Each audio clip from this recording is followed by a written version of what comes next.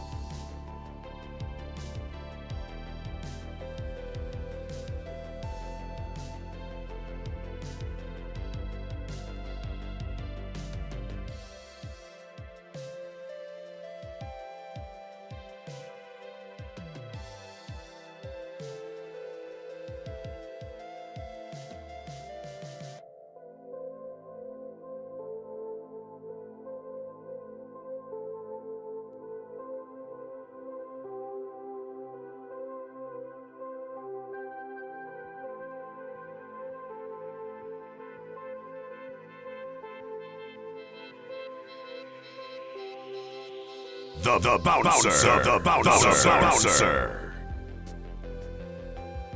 Oh.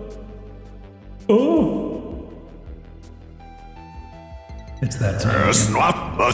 Hello. Oh. Game over, yeah! Game over? It hasn't even started. The week is over. Hello, everybody.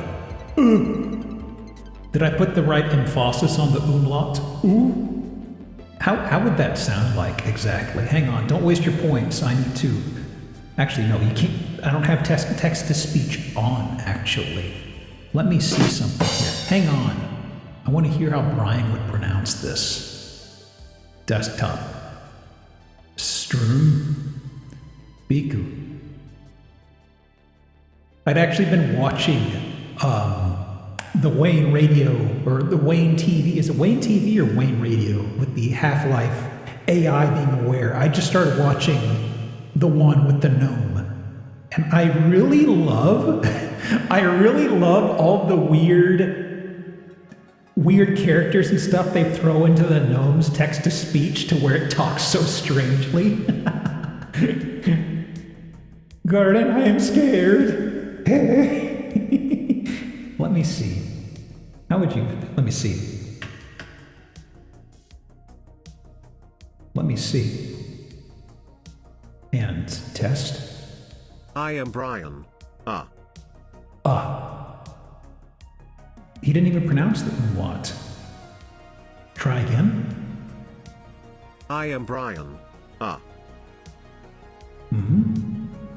1 second. I am Brian. He's ignoring it. Peculiar. Yes, I am echoing. It's because I am off. I am in the void. Or maybe you're in the void. And I'm about to lasso you in. One moment. Do I need this open? No. Windows, don't honk at me. What the hell? I do one thing and it complains. Ow. How'd you throw that from over there? Impressive. Ahem. Can you put Brian in the reverb void?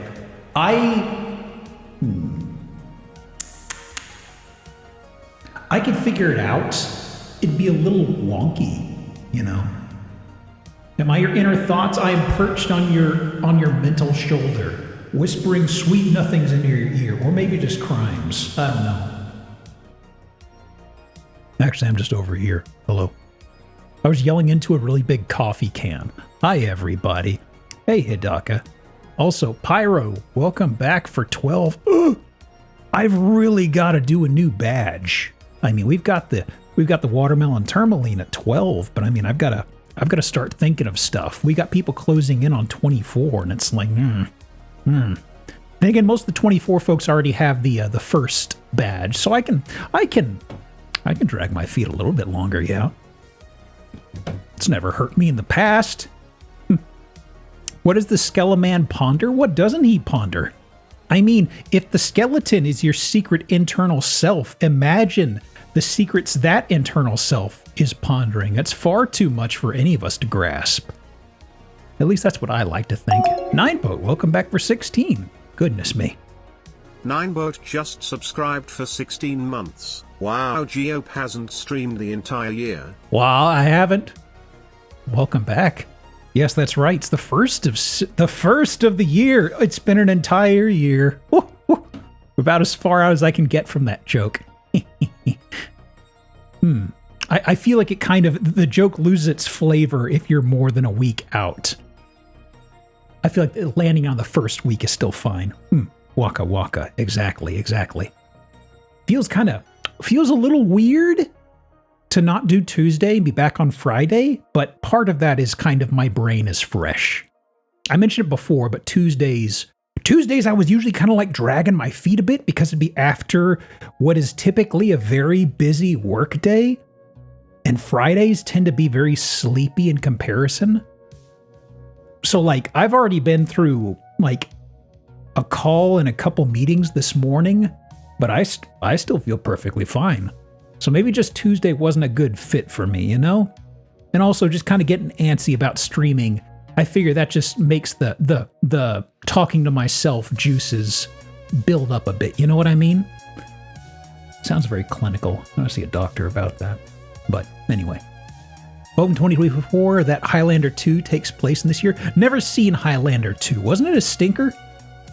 I actually can't remember much about Highlander 1. All I know is that in the end, somebody does get killed and there is one. Highlander 2 is quite the sequel. Wasn't that the whole thing that just... what was the point of killing all the other Highlanders? Did they get their mortality back if they killed the last one or something? Retcons the immortals into being exiled aliens? The planet Zeist? Not Zeitgeist, right? Just regular Geist. Or MD Geist. There can be only one. Well, I mean, is the protagonist an asshole? I feel like I saw the final scene once. I remember like a cliffside, somewhere that's grassy? I can't remember. They got a wish granted, but that sort of changed in 2. Also, hi YouTube folks, how y'all doing today? I've got the window in a special spot. I can scour y'all a little bit better. Howdy. They basically become a god or something? They became aliens in 2. Yeah, Mike. They're talking about that over here. Highlander 1 is still a fun movie. 2 is a lot of shit happens behind the scenes. Oh, don't think they ever completely spell out what he gets at the end of 1. Oh, okay. Huh. That seems strange. So the protagonist in number 1 just wanted power? That seems kind of like a villain thing, unless I am misunderstanding. YouTube can be perceived? Indeed. I ought to look at some of the, other chat embeds. Since cross-streaming is a little bit more settled now, I want to see if I can find one that integrates YouTube and Twitch into a seamless package. There is one on Restream, but I don't like how Restream looks. You can't really do anything with it. Like this one that I have is custom CSS from somebody called Zaytree, and it looks nice, but it's just tooled for Twitch. And there's somebody else called Kroneco, I believe. They do a lot of asset stuff, and they have chat widgets specifically for YouTube and specifically for Twitch. I'd looked at their stuff in the past. I am hoping they will eventually have one that's for both platforms, but that may be kind of a big ask. I don't know. But at the very least, that would help with folks who want to watch on or monitor on either platform and see both chats, you know? Also, YouTube and Twitch could holler at each other directly, you know?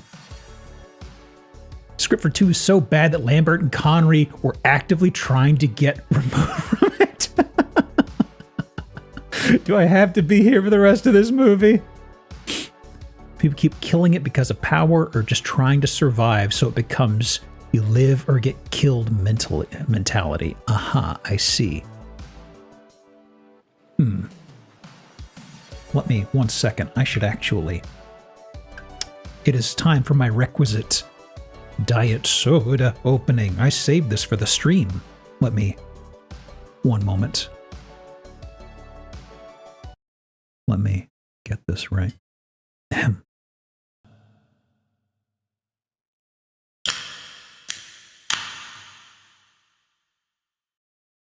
How's that?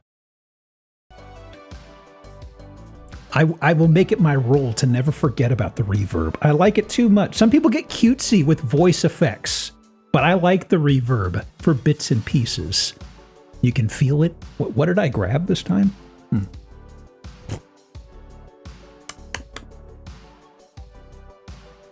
I forgot what this was. I think it's just an off-brand Coca-Cola thing. Kroger's best. Air quotes. Took the job because compared to Matrix, Jurassic Park, Lord of the Rings, it was something he could wrap his head around, given he was playing Alan Quarterman. What? I'm curious, because Denby's mentioning those other IPs. Highlander 2 was 80s still, though, wasn't it? Or was that early 90s?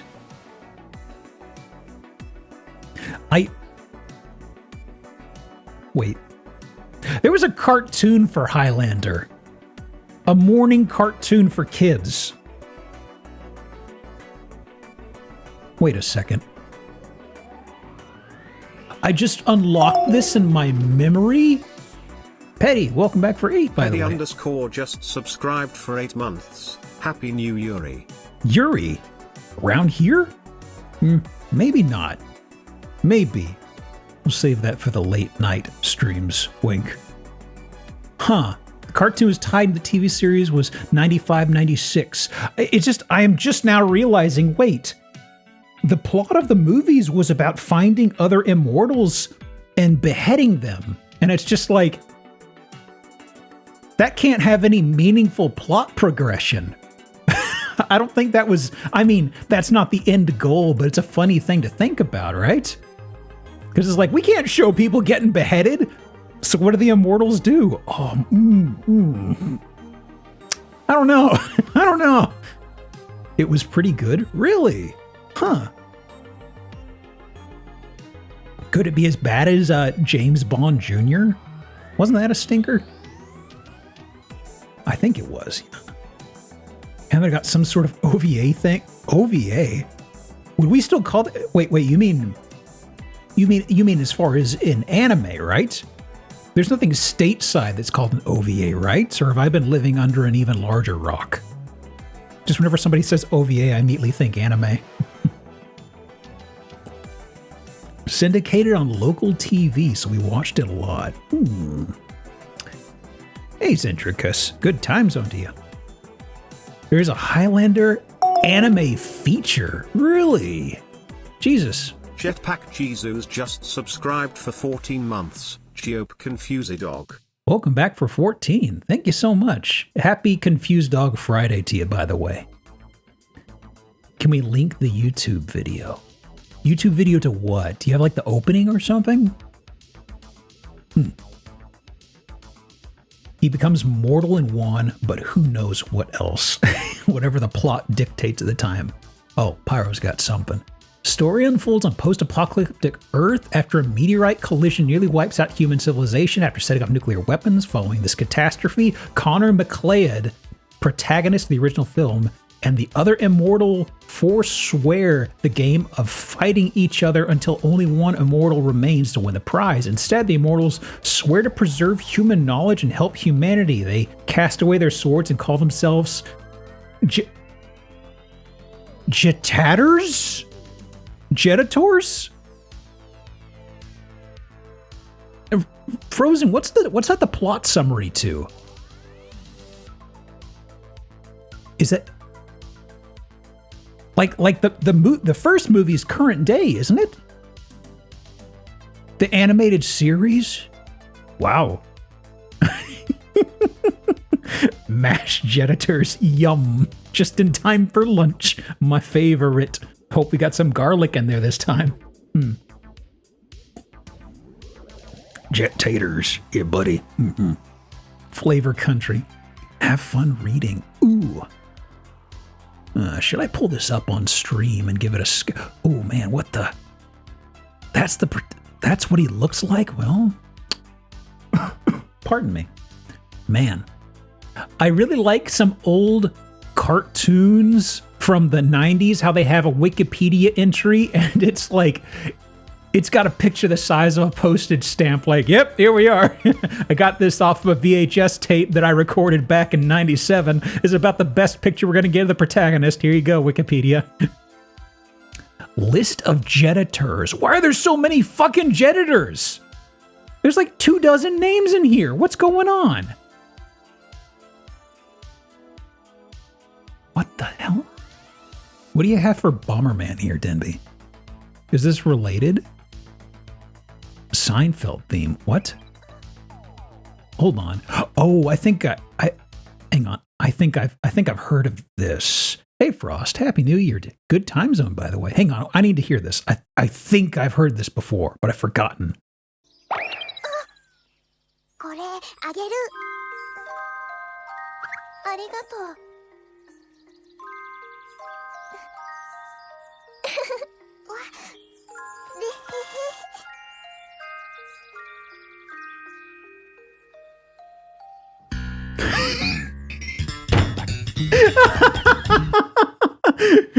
It was just audio from a Bomberman anime that Denby linked. Is that? I mean, it's not even like a weirdly off-key thing. The intro is just lifted straight out of Seinfeld when it transitions scenes. Yeah. I remember seeing that a while ago. I remember Bomberman Seinfeld. I was like, wait a minute. This is familiar. You don't forget that pairing of words. Extremely subtle. About as subtle as a bat. And I don't mean the flying type. Highlander is a documentary shot in real time. Ooh. I see. So. That's a baseball? Did they have with a bat? Oh, of course. So I hope everybody's week has gone okay. Mine's thankfully gone by quickly. I think most folks I deal with are kind of on vacation, so even though technically I should have been in the office for most of the week, I did not go. No. Doing all my job from home while studying. Yes, I'm still studying. I am studying. I am making my way downtown through studying material. Yes, I am studying. Also, I found a website that I'd never really used. I mean, studying flashcard stuff is kind of new to me, but there's a website I use that's actually pretty useful, and it actually makes pretty decent use of, I hate to say AI, but it kind of does a little bit of weird AI stuff. It's more so just like a speedy Google button.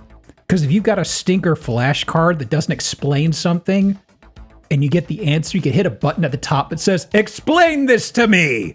And it'll go to Google and it'll just, mash something together to be like, oh, here's what this is. So it is like one of the few instances where I'm like, oh, this is being useful here. Back to work after 10 days off. Ooh, boy. Yeah, I took most of December off because of my crazy time off accrual, but that was also because if I didn't, I was going to lose those days. I'm actually, let me see, this week is normal, next weekend is normal, but the weekend after that, I'm using the last of my vacation because I'll be out of town.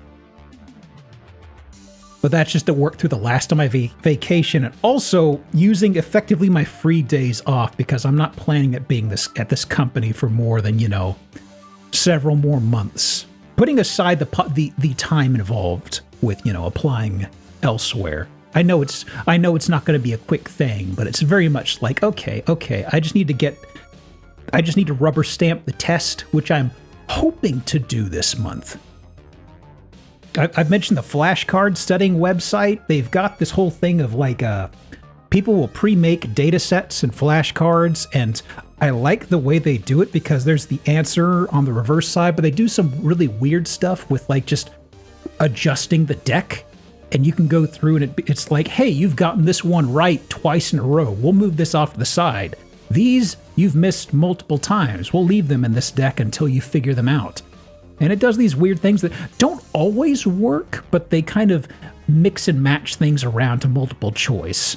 It kind of gets a little flimsy when the flashcards cover very different questions, because, you know, if you've got a question that is effectively, hey, what is the equation for calculating this? And 3 of the 4 answers have nothing to do with an equation. It's kind of like, well, it's obvious what the answer is here. Good luck with the job hunt. Thank you. I would love, I mean, it's probably not in the cards. I would love nothing more than to just get in as, like, you know, effectively an IT role in the USGS. Because I'd be sort of like, okay, this is where I live. I'm cool getting a pension from here. What site is this? Let me check my bookmarks. What was it called? Is Quizlet.com. But if you're studying for something, it's one of the go-to sites that folks are using these days, at least in the capacity I'm looking at, and folks will make different stacks of flashcards. It's like this one, the one I'm using it looking for Security Plus, it's just like, you know, someone has like 10 different sets that range from 80 to 160 cards. And there's another one that's like 800, and it's kind of like, you know, I'm doing the one that's based off of sets because that's at least broken into chapters. And it's like, after that's done, then I'll pull up the 800, be like, how am I feeling? And then at that point, I'll be like, yep, test time, or I'll fill this in a little bit. That's kind of my plan, though. I actually do have practice exams, but I can blast through those in a couple days. I just want to save those as like the final check. Probably over preparing, but from how much I dislike standardized tests, or tests in general, from how much I dislike them, I would much rather stomp it into the earth rather than go in there and be like, oh, I barely got through that, just because I didn't learn all the acronyms. You know what I mean?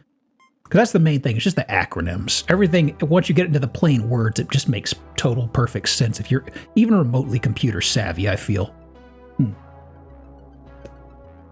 Was able to cook dinner last night and brew today, so I'm getting better. Ooh, good to hear. I saw the pictures in the Discord. You're brewing something. What exactly was that? Was that beer? You said yeast is bread is food, and I was kind of like, huh? Everything fails, I can still get you on a job.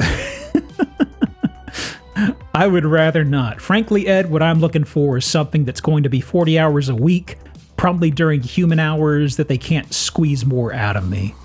Because it's like, I've been coasting where I'm at for a while without too much change in pay, and it's like, you know, I found that I can fall into a government job that'll give me a little bit of a raise, and it's also got a pension, and it's like, you know, if I do that and I ride that out for 20 plus years and get a pension, I'll be pretty happy, you know? It feels like back when I was much younger and in college and stuff like that, you're thinking, you hear all these numbers and you're like, yeah, I'm gonna make the big bucks, And then it's like, you know, I see the point where I am comfortable, and it's like, I'm cool with that. I feel like this probably comes from my mother more so. Bless her heart, the wonderful, the magnanimous, wonderful, knowledgeable Mother Geop. I mentioned before, she's very money-minded, not in the bad way. Specifically, she'll kind of nudge me, be like, well, Geop, you could make more doing this job. Don't you want to make more money? You know, which is also, it is just the mother being like, you know, wants you to get what you're worth, whatever it is, or just, you know, making more money is kind of important to her just because she's very business minded. But that's just how she operates.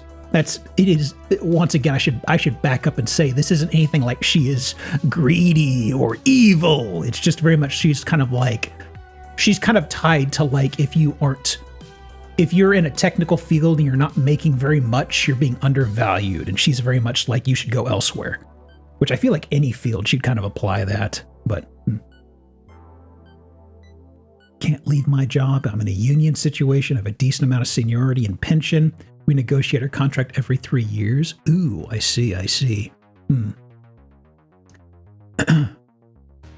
Bière en garde, Gentleman style. I terribly mispronounced those, by the way. It's one of the keeping beers from the Frenchier region of Belgium. Sounds fancy. That's definitely above my breadth of knowledge, in case that wasn't already abundantly clear. Yeah, feel free to keep on posting updates in there. I'm always curious about all the other stuff folks are into, because there are folks who will mention baking projects. Hasn't really been anybody mentioning like beer or brewing or alcohol or anything like that. So color me curious. Strong ale that's meant to be stored for a few months. Ooh. Too diabetic and Flemish to chime in on this one. My mother canceled for capitalism. No! She's retired. You can't cancel her for capitalism. No. Candy corn cider? Oh my God. I mean, was it terrible on flavor, mouthfeel, or both? Because it's like, candy corn is already cloying, but at least it has a texture that you've come to expect. Did it have a very bad texture too? Because I feel like, I don't know if it's something that could be replicated inside of somebody's home. It strikes me as kind of like a factory thing. It has a sickly sweet mouthfeel. Yep, that's candy corn. But is candy corn an apple? What? You're speaking in riddles, Panboy. Did I just hear the words candy corn cider? You did hear the words candy corn cider. Somebody made their own candy corn cider. We were just talking about how candy corn cider didn't turn out very good, apparently. And I was wondering about the mouthfeel of the candy corn cider, but apparently the candy corn cider was very sweet. So we might have been talking about it. Pardon me. Ooh. In case it isn't abundantly clear, the Saturday morning chatty bit is kind of been scooted to now, it seems, because I'm feeling rambly. But it's kind of like, since I'm feeling Friday's going to be kind of our bullshitting, screwing around stream. Maybe the occasional sponsored, if those ever happen again. Someday they're bound to, right? I don't know.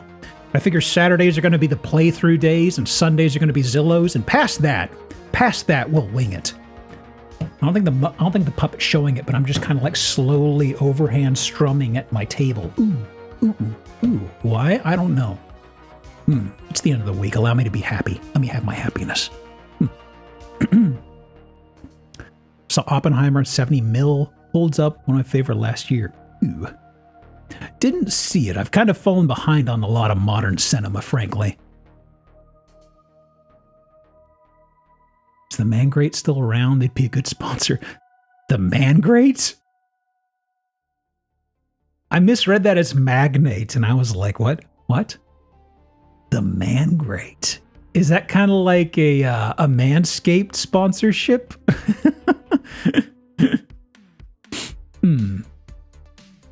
Godzilla -1 was a solid movie. Godzilla -1.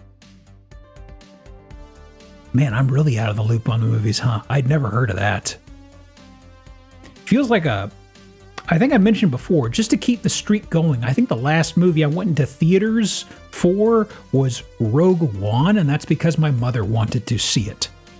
And she wants to go to the movies so rarely, and she wanted her kiddos who were in town to go to the movie with her. And it's like, you don't say no to your mother in a case like that. Like, of course, Ma, you want to see it? Sure. Prior to that, I struggle to think of anything. As frankly, I've had my head in the sand. Sometimes stuff pops up on like Twitter or elsewhere. They're like, oh yeah, they made a Barbie movie. But otherwise, haven't really absorbed too much. It was interesting to see folks like Denby who are very, very media-minded discussing these things. Because they'll talk about a movie that sounds like word salad. And I'm like, that's a fake movie, isn't it? Norm Macdonald had Mangrate as a sponsor. They pulled ads because they kept making jokes during it. I mean, some sponsors don't actually watch those, so you got away with it for a bit, I think. Western Sizzlin' Fit sent you food to try for sponsorship. Would you do it? Sure, for the bit, I absolutely would. Now, if they sent it to me from West Texas, I feel like it'd be a little soggy by the time it got here. But I mean, for the bit, sure. I mean, if it ever happened, it's kind of like, well, fuck, I kind of have to, yeah. I mean, if you want to, okay, so I don't eat out, like, ever really. But if you wanted me to get grabbed by a restaurant, there is one not in the area. It's basically gone in Texas. Maybe it's come back. There was one called Grandy's that I remember. I think it's mostly Oklahoma and Northeast Texas now and some other areas. But man, that stuff was really fucking good. And they just the franchises dried up and vanished in my entire part of the state. And it's one of those things to where it was like, wow, everything they did was really damn good. And they also had these rolls that were like, ooh. I mean, honestly, the whole thing that got me interested in baking was I saw a recipe. So long, Gay Bowser. That's something for tomorrow. Thanks, music. But there was, the thing that even got me interested in baking was because they had rolls they would give out, and they were always really good dinner rolls. And I was curious when I got into baking early on, and there was a recipe I saw for a copycat of that. And I don't know if it was an accurate copycat, but it was still pretty good. And that was kind of like what got me into the whole bread making process, which by now that recipe is garbage compared to what I make. So I kind of hope it's not the same recipe, because that involved some bread machine stuff. And now if you tell me to use a bread machine, I'll tell you to go kiss sand, for crying out loud. I can do that with my own hands. Barbie was pretty good. Shitpost energy was incredible. Production design and an actual sense of spectacle. Yeah, I've heard it was a very interesting project. It was very aware of what it was doing. Was there a video of the Blooming Onion incident? Somebody might have recorded it and taken pictures of our hands, but that was about it. Because I remember one of the later days when we were all up in Seattle, we went out, and it was kind of like the big thing of like, we have to go to an Outback. And I'd been to an Outback like once or twice, and they ordered Blooming Onions. And it was just like, oh my God. Barbie was real good. Yeah. Yeah. I've heard only good things about it, really.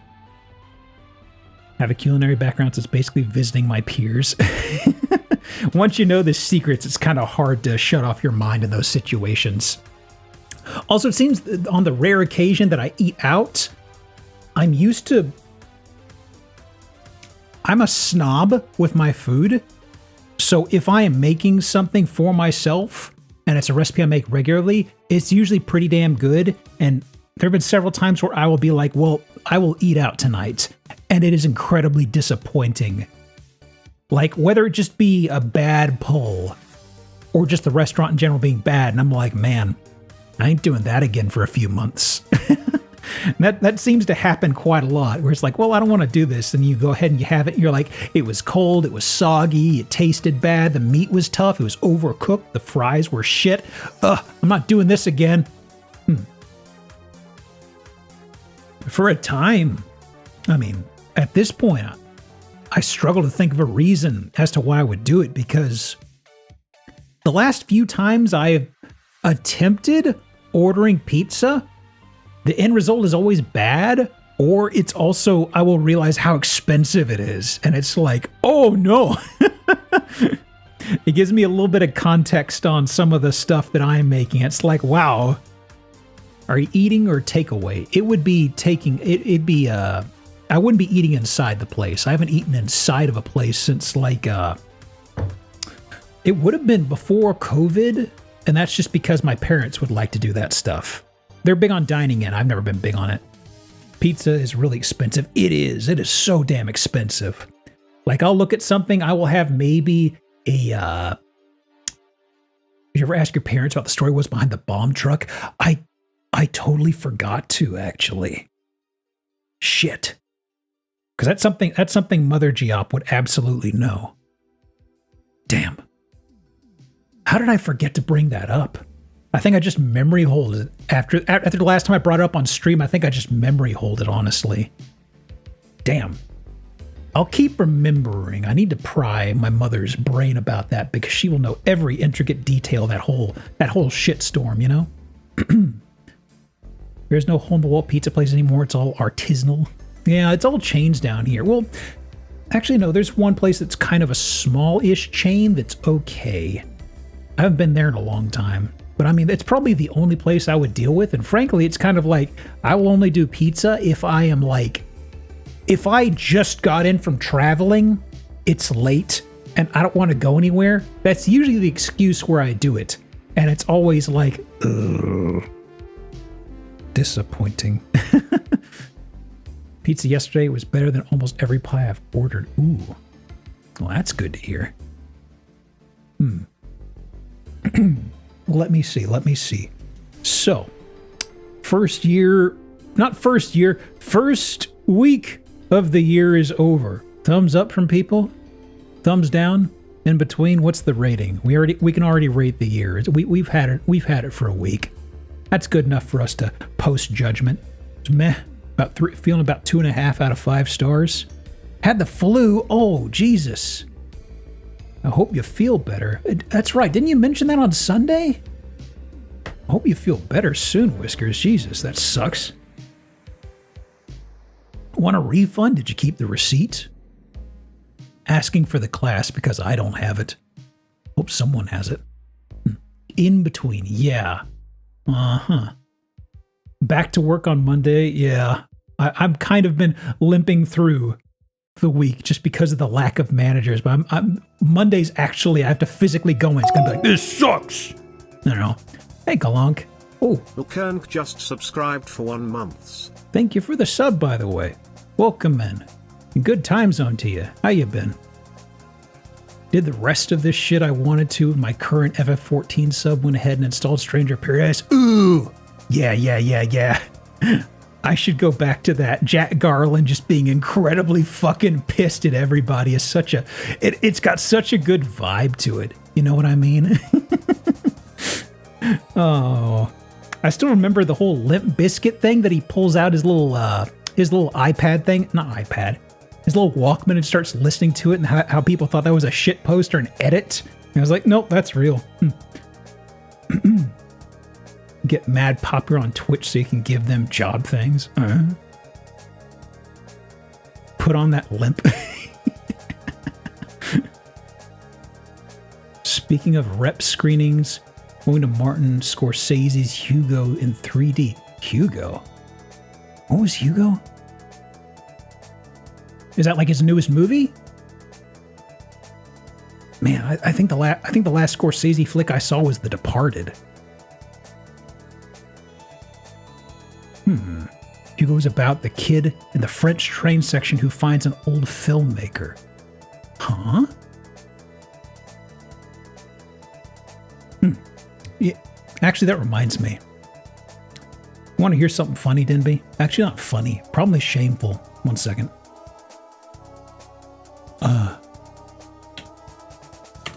A shameful admission.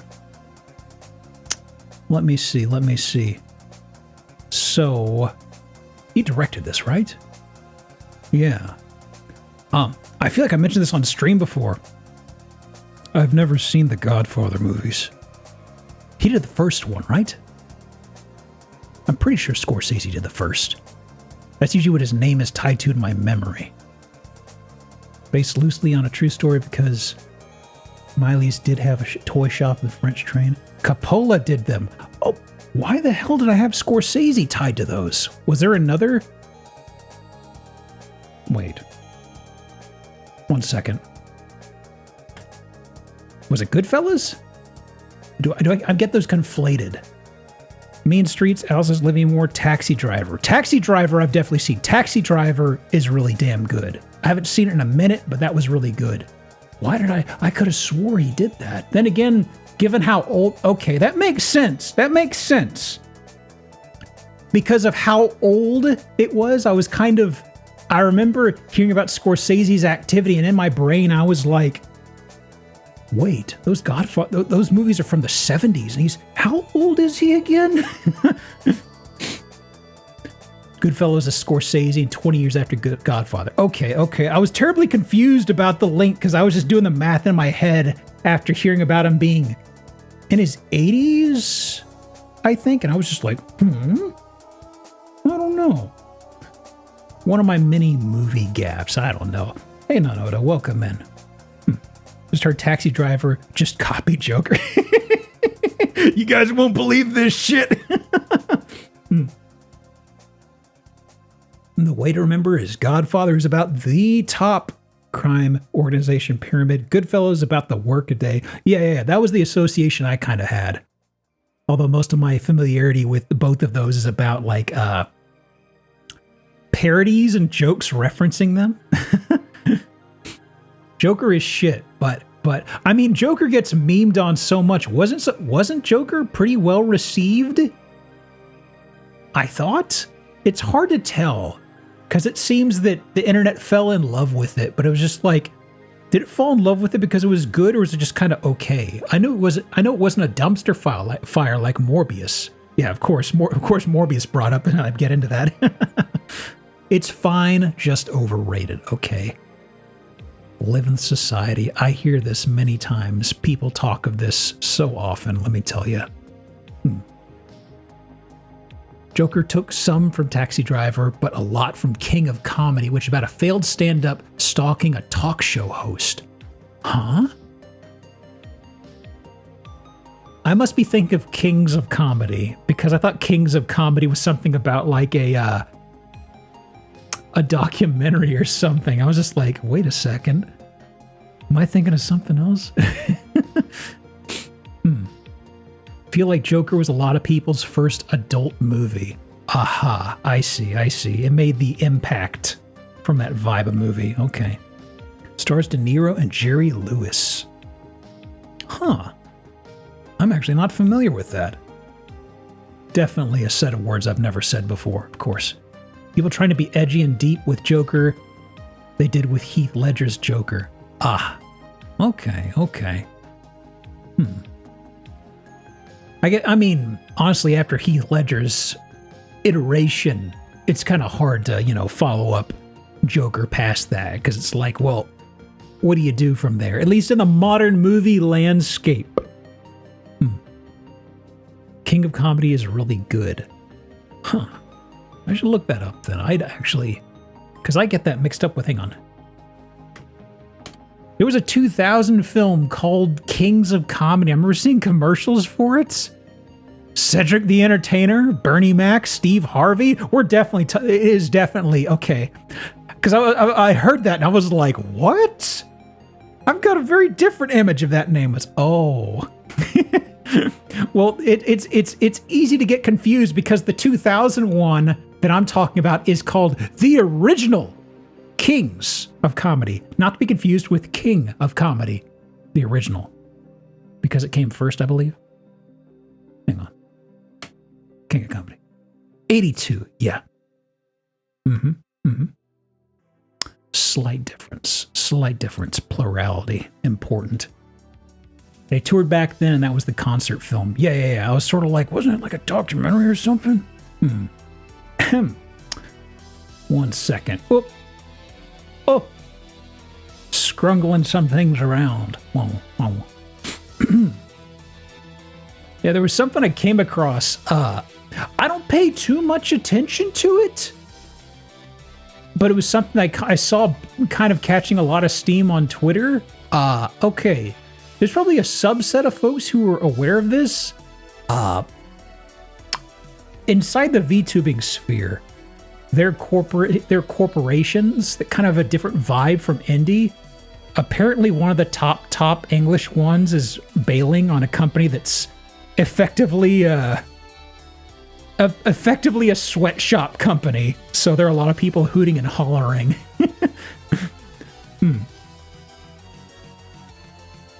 Pardon me.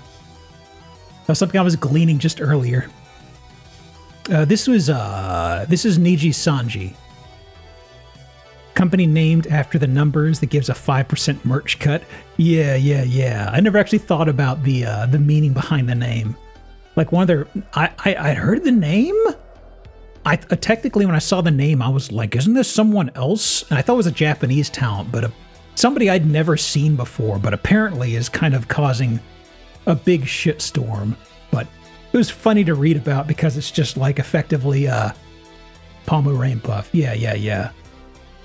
Because it's funny because there's a lot of baggage to working for a corporation, and the more that's leaked out about Niji Sanji over the past year or two in particular, it's one of those situations where the company doesn't do anything to help you and you're effectively shackled to them.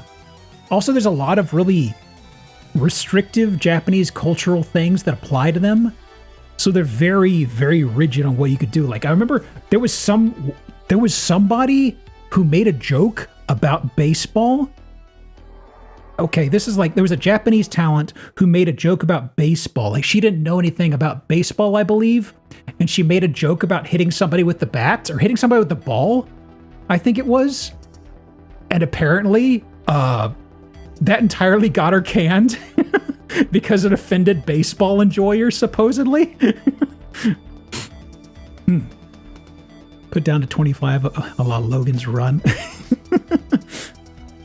Well, it seems like it's just one of those things that just once you're inside there, they have you shackled to a contract you can't escape from. I think it's really unfortunate is that it gets into, the company pays for whatever model you have.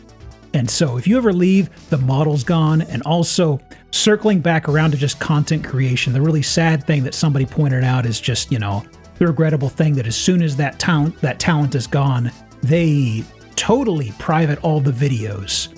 So in her case, she'd been doing it for a little over 2.5 years.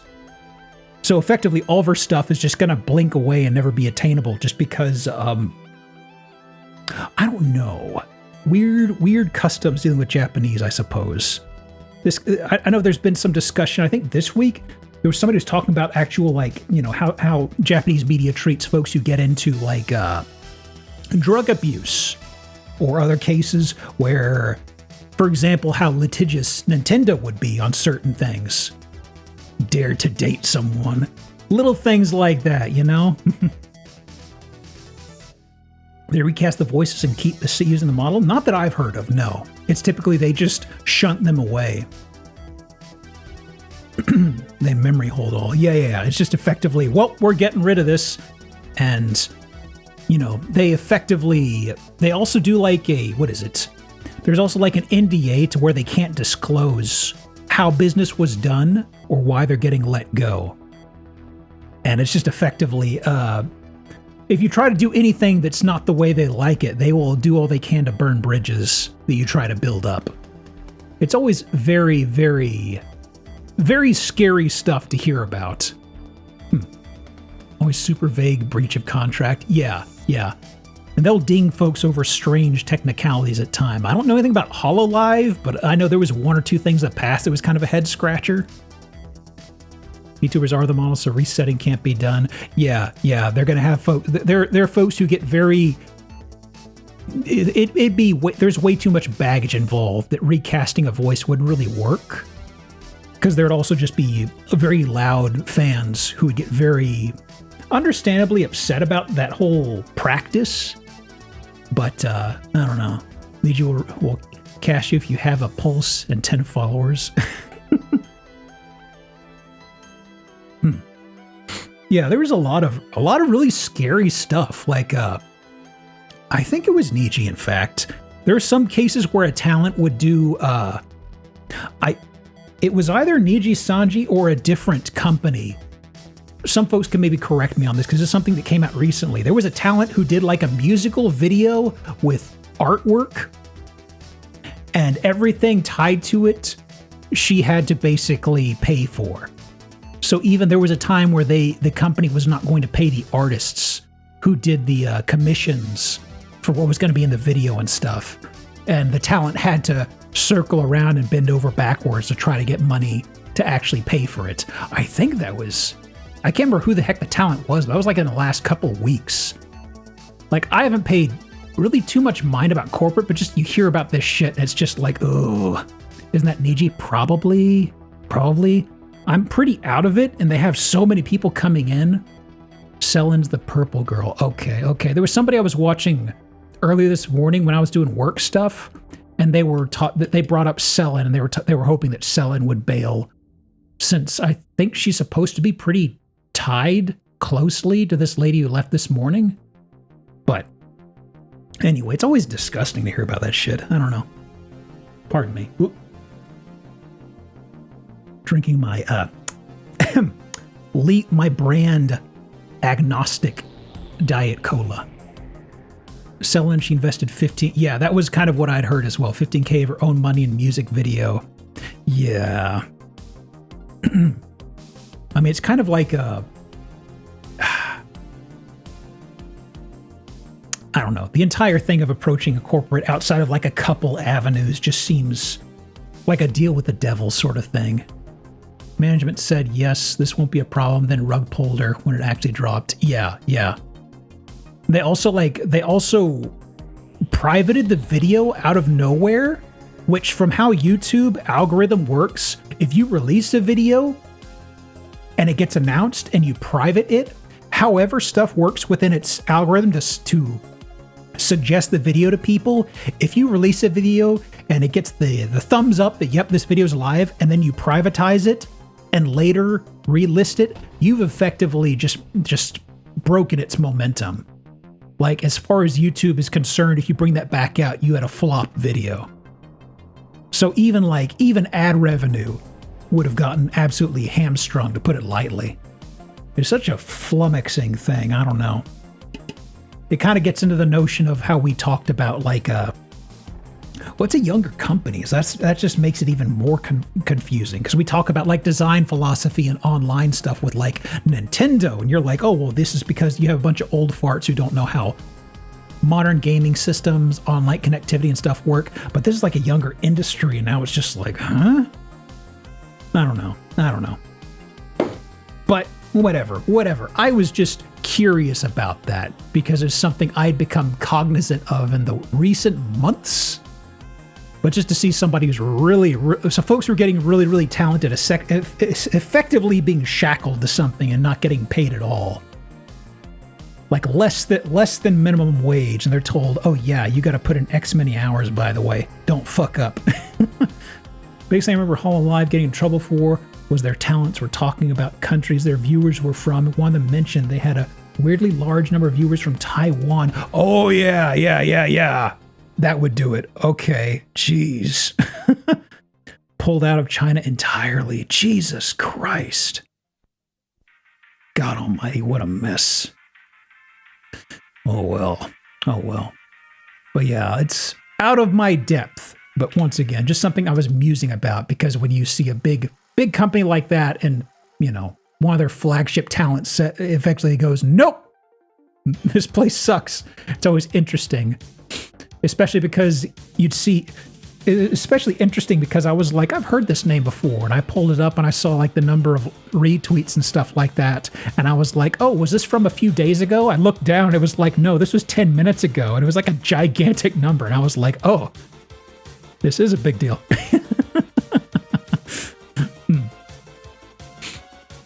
VPNing to find that out. You're not supposed to be in China, but hey, yeah. Well, anyway. So, I for most of the week, I was also kind of doing a little stuff. So something I mentioned was not doing Tuesday kind of lets me refresh my mind properly, because my brain is pretty much like it is on a Saturday morning right now. Even though it is a little midway in, it doesn't feel like I'm, sandbagging my way through like on a Tuesday. So I think this already works pretty well for me mentally. I kind of spent the week kind of poking around at some stuff, planning and all that stuff. Might as well be Saturday. I'm still in the liminal space from the holidays. Well, tomorrow we'll be doing the Mario 64, and that's... Mario 64, I have strictly seen, I've seen the first... Do you call it a zone? What do you call that? Pardon me. Oof. First world? First painting. I've seen that one through osmosis over time. Past that, I've got nothing. So we'll be stumbling my way through that stage. We'll go with that. That sounds like the word. So that's pretty much all I've seen of that. And it's kind of like, I should actually play through that and give it a concerted effort. We'll see. I don't know how long it is or how beatable it is in one stream. Like, I know people speedrun that stuff stupid fast. Would you believe it? I know somebody who played that game with his feet. Could you believe that? He was wearing socks the whole time. This is a good Christian playthrough, all right? But we'll see. I'd like to muscle my way through in a single stream. So we'll see what's in store. I do remember from when I briefly played ROM hacks of it, his handling was a little sludgy. It's like he had muddy shoes, and also his jumping felt weird, like the timings. I couldn't get the timings, and folks are mentioning it in chat, the specific timing for doing like backflips and stuff. And I remember that was very much hit or miss. More miss than hits, though. Streamed another playthrough of F64's foot a few years ago for Subathon. Oh, Vicus did another one? I didn't know Vicus ever returned to do another playthrough of it. Wow. Getting back in the old foot saddle. So, the other thing, since I kind of had the week planned out, I've never been much of one for resolutions. And I'm not starting now because I'm too old for that shit. But also, I was kind of sort of like, maybe I should plan things out for the year. So I very briefly stumbled around with Trello because somebody mentioned using that, and I'm like, okay.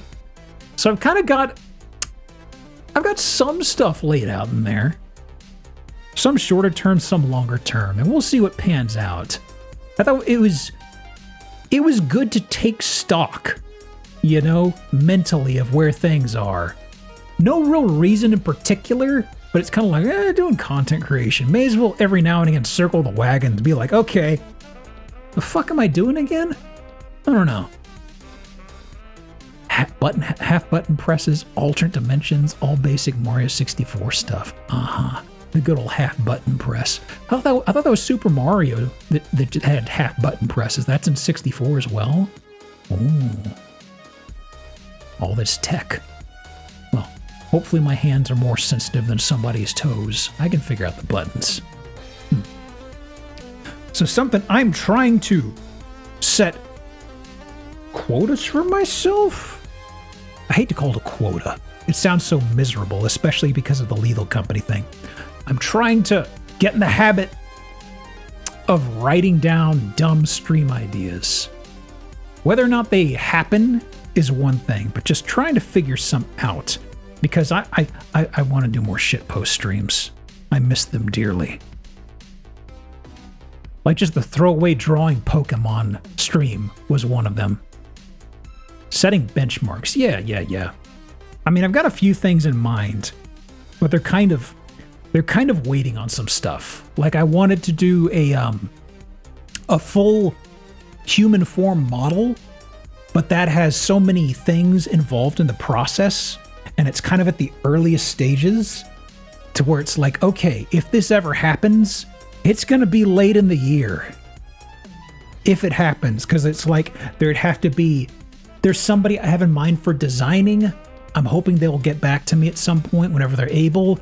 I have somebody I think would be perfect for the model art, but I don't want to reach out to them until I have a design ready, because I want to say, hey, how are you feeling with this? Hand them the design and be like, is this something you're comfortable with? If not, don't worry about it. If you are, cool.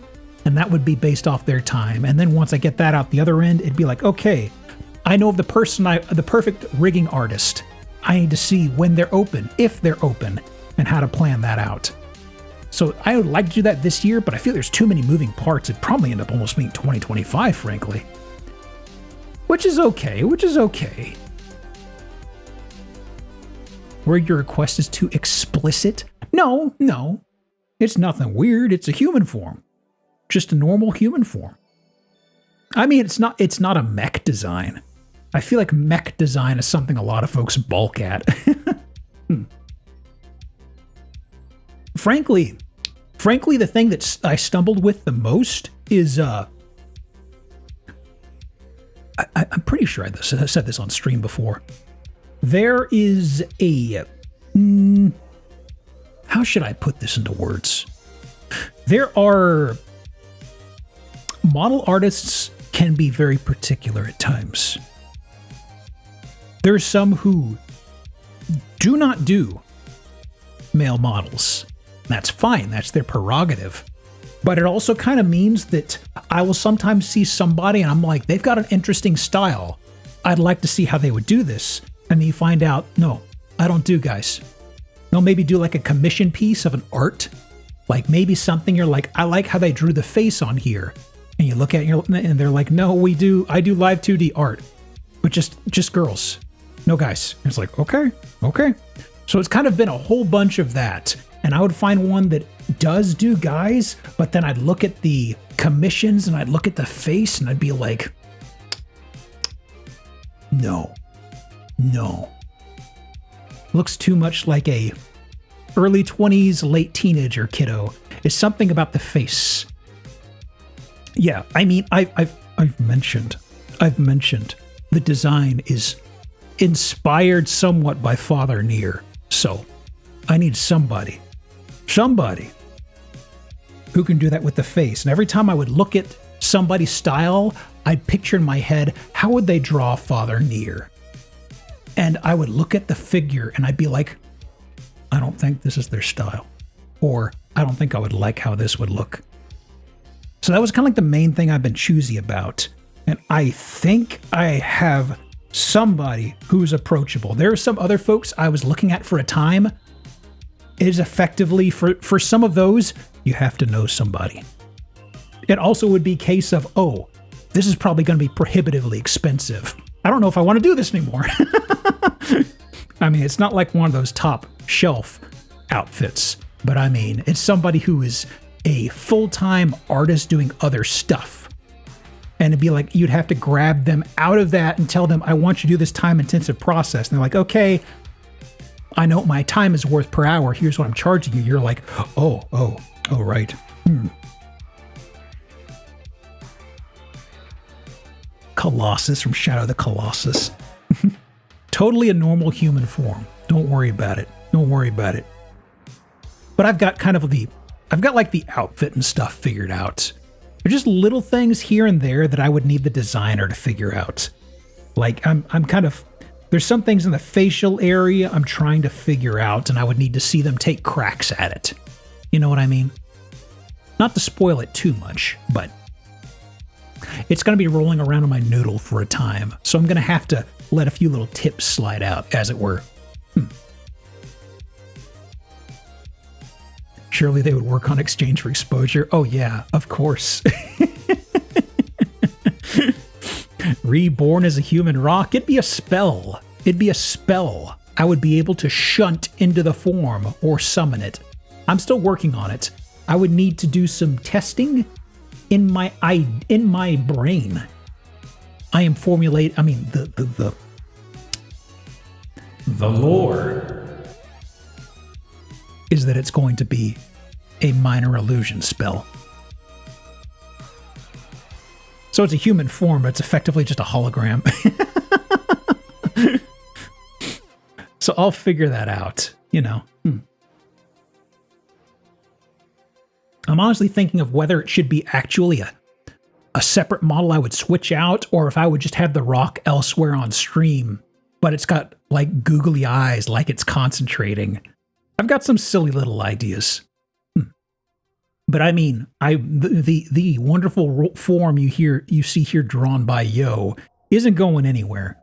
That's like always going to be here. Like even if Yo turned around and said, "Hey, I redrew the rock," it'd be sort of like, "What? How would you do that?" Their shape, the shading, it's immaculate. I don't see anything to change on the little fella.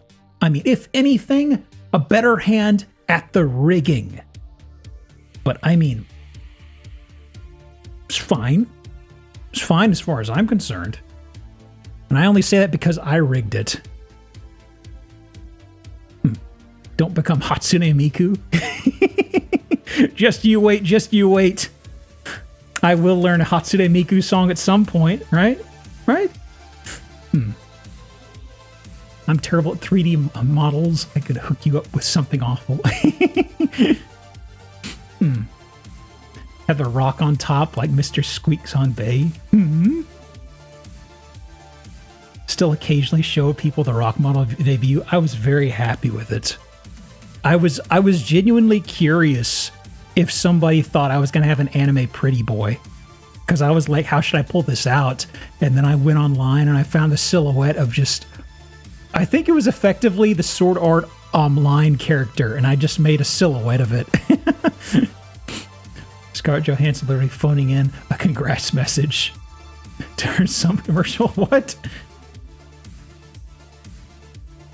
Scarlett Johansson called into that Hatsune Miku commercial? Oh my god. Hatsune Miku was like this whole period when it was when Miku was gathering steam. That was about where I chopped myself off from like online J-pop and anime culture. So it's interesting to see people who are of age and full-time streamers on here go just gushing over Miku, because I remember hearing one or two tracks before I just totally cut myself off from it. And I was just like, sounds like shit. I don't get it. And hear these people getting emotional over tracks. I'm like, really? Okay. Let me see here. What does this sound like? Hang on. Hi, Miku. This is Scarlett. Being true to who you are makes all your dreams possible. Thanks, Scarlett. Motivational words. Wow. Hi, Miku. It's your friend, Scarlett. Thumbs up, buddy. Thumbs up. Keep doing what you're doing. Actually, how old is that 3D model? That's an early Miku, right? Scarlett was saying anything for money? Well, this is right in the middle of... Well, she's still Avengers, I think, right? I mean, they probably grabbed her. They probably threw like $100,000 at her to read that one line when she was between shoots on the Avengers or something. Like, okay, fine. Here you go. Who am I saying this to? Mike? Who's Mike? No, it's Miku. Me too? Miku. Okay, fine. Miku is everyone's friend. I don't like that. I don't like that. Haven't even met her. Don't apply a label to me, Miku. We're strangers as far as I'm concerned. Before Iron Man 2, the last thing I saw Johansson in was Eight-Legged Freaks. I remember Lost in Translation was the big thing I saw her in. I'm trying to recall if there was anything else I saw her in before she popped up in the Avengers. I knew she was around, but I don't remember catching any movie she was in. Or Marvel movie for a couple years. Yeah, the whole loop. She's stuck in there. Think she's in North? I mean, I never saw that. I know by reputation, North was kind of a stinker. Ghost World. Home Alone 3. What?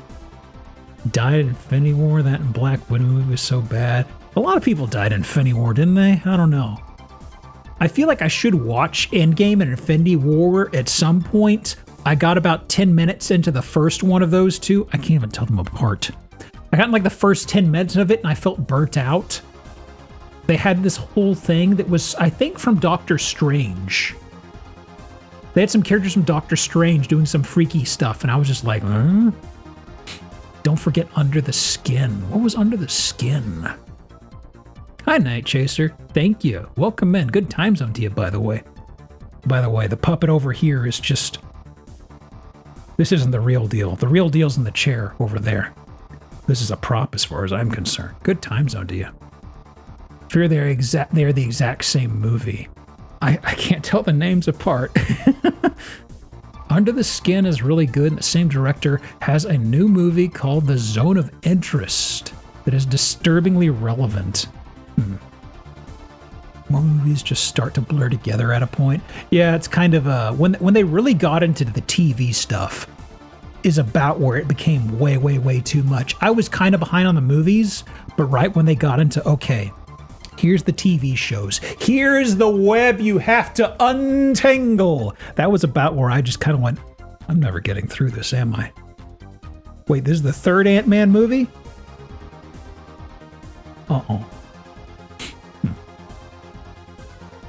Did one of the TV intros with AI. Oh yeah, that really weird one. That one in particular was a real dud, wasn't it? Man, it looks so bad.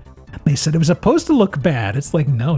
It looked like nails on chalkboard visually. It looks super ugly. No, don't you see everybody having fucked up fingers and hands as part of how it's so unsettling, really? MCU after Avengers 1, last thing I saw was Black Panther. Yeah. I saw Black Panther. It was okay. That was about it. And the actor passed, and now it's kind of like, huh? Didn't the sequel already come out? I forget. I found the same webcomics that require like 15 years of context, time for it. Hey, let me tell you, Sluggy Freelance was a good read when I was offshore. And a little bit before that, too. That's still going, I think. Good on the creator, though. Black Panther's pretty decent. It was okay. Didn't hate Black Panther, but as a movie, it was pretty formulaic. Yeah. They definitely had that whole rote pattern they fell into. Good time with Guardians of the Galaxy 2, Thor Ragnarok, Black Panther. I bounced off of Guardians 2. My brother loved it, but that was also about when I was right in the middle of the burnout. Ragnarok was fine. That was the first good Thor movie. I heard the sequel to that is trying to capitalize on the same thing and didn't do as well. There was another one, right? Love and Thunder, War and Thunder? I don't know. Guardians 3 is better. I've hit the Chris Pratt saturation, I'm afraid.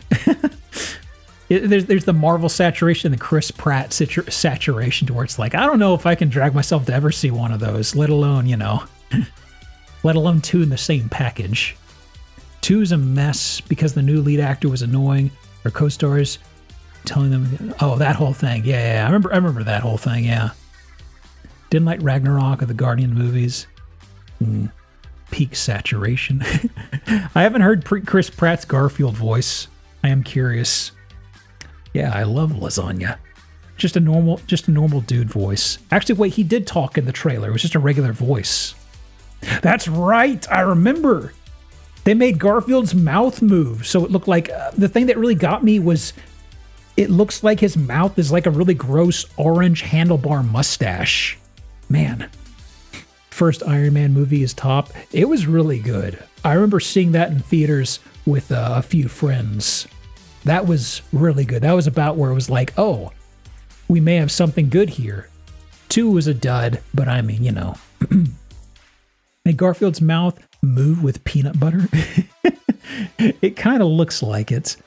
I mean, I just remembered all the Lorenzo music stuff where it's like his lips didn't move, and somebody said, we need his mouth to move. I want to see his lips flap. I want to see him do a Mr. Ed. Mr. Belvedere sounds balls. I know that one, definitely. Use a black square like in a talking cat. No, they could just hover one of those images like from the 50s or 60s where they would have like a cutout of an animated mouth or something, or somebody wearing makeup would get plastered on top of a still image. You ever look at that stuff? It looks really weird. They had a scene with it inside of Pulp Fiction when it's got Butch as a kiddo watching TV. There's a name for it. I forget what it is, but if you've seen it, you know it. It looks gross. Marvel peaked at Blade 2. I guess that was technically Marvel, yeah. Technically before the whole Marvel thing got going. I don't know. During quarantine, a friend streamed the Raimi Spider-Man movies, first 2 on his Discord. Had the realization, oh yes, movies can make me feel something. Never saw the third. I always heard all the little funny little joke things out of the third. Like it was this Tobey Maguire being edgy. I don't know. He had his hair slicked down like a Duran Duran thing. Old episode of Clutch Cargo with my dad. Was really young. Even little me was like, this is wrong. Yeah. Okay, so that's what it was, Clutch Cargo. Okay. I thought it was just a show then. Okay, I thought there's a term for that type of actual shooting or entertainment. Right? Like Clutch Cargo was just a show. One of those things I heard somebody mention a few months ago, and I was like, oh, that's what it's called. Wallace and Gromit, so I was like, what happened? Spider-Man 3 was a mess, but in a funny way. Okay. Let me see. So, anyway, stream ideas. I'll be working on something. I'm trying to get the habit of just writing something down a few times a week, even if it's a stinker idea. It's like a muscle you have to work. And there's some folks I know of who are pretty active with that stuff, and you just have to constantly throw stuff at your mental wall. Pardon me. Throw stuff at the mental wall and see what sticks. If it's a dumb idea, nobody has to see it. Nobody has to ever know. Did you beat Prime? I did not beat Prime, no. Probably going to do it offline or something. I should get back to it. Part of it that sucked, but it's still Raimi firing on all cylinders visually. Yeah. I did like Sam Raimi's involvement in that. Uh-oh, tracking. Hang on. My tracking froze. Hang on. I need to give this a swift kick in the ass. Hey, Ryudo. Has legs so much as say it out loud or write it down. Well, I mean, usually I will ruminate on something for a bit, and I'll be like, okay, this has legs. Sometimes I will kick something out, write it down. I'll be like, I'll leave this alone. Because sometimes you end up with a ketchup sandwich and you don't really have anything, but then eventually you get the meat or whatever that goes inside that, and then you're like, okay, I got something, I guess now. You know what I mean? Sometimes you're just missing a little something. So just writing down everything that pops to mind, even if it's a dumb idea, maybe it just, there's something you have to stitch into it. And it's like, okay, this has legs. This will be fun. That's right, exactly. Also, apologies to anybody who likes ketchup sandwiches. I'm sure you're wonderful. Let's see. Ooh. Belatedly hello. Good Friday to you, by the way. Hope things are going well for you. I mean, not good Friday, but Good Friday to you. Emo Parker was the best. Yeah, the Emo Parker thing, I just love seeing little weird images out of context. It was funny. Incredibles had a feature DVD. It was just Mr. Incredible and Frozen talking about a bad Synchrovox cartoon. That's what it was, Synchrovox. Thank you. Yeah. And rag on the entire thing. Yeah, that's what it was. I didn't know if somebody said it as well. Yeah. Okay, yeah, thank you, Adamant. That's what I was trying to recall. That was definitely the name that I heard. And it was supposed to be funny. The entire weird Spider-Man goth Peter Parker thing was supposed to be? Okay, I wasn't sure if it was supposed to be tongue-in-cheek or not. Like I said, I never saw the third movie, so... Oh. Okay. So let me see. The other stuff I had on here was kind of outreach to other content creators. There is a list of folks I have in mind that I'll be approaching. At the very least, it'll be Zillow stuff. But I feel like for somebody who I've never spoken to directly in a call before, that's good for breaking the ice. Past that, larger collabs. Eventually. But that kind of gets into thinking up ideas. Like, I feel like the AI shopping network, that was a fun idea. I feel like some people kind of soured on AI, and I get it. And it's kind of like, okay, I'll table that. I'd still like to do something kind of like that, just because snake oil is kind of a good, fun idea. But frankly, you kind of have to find the right folks who click with improv quite like that. Because if you get some folks who aren't very improv-y, even if they're funny, the improv part doesn't fire, and it feels like you're trying to drink soup with a fork. You know what I mean? It's like, okay, this isn't working. But I mean, like Ryudo Tai and Minimat, we had them in here for like just a throwaway mahjong thing, and I'm glad that worked out on the scheduling front. But that was just kind of like, I knew how 2 of those 3 people were going to be in a call, and I knew by association the third would be absolutely fine. So little things like that, it wouldn't necessarily be tied to the Zillow, but just fun ideas. Like that whole mahjong thing, for instance.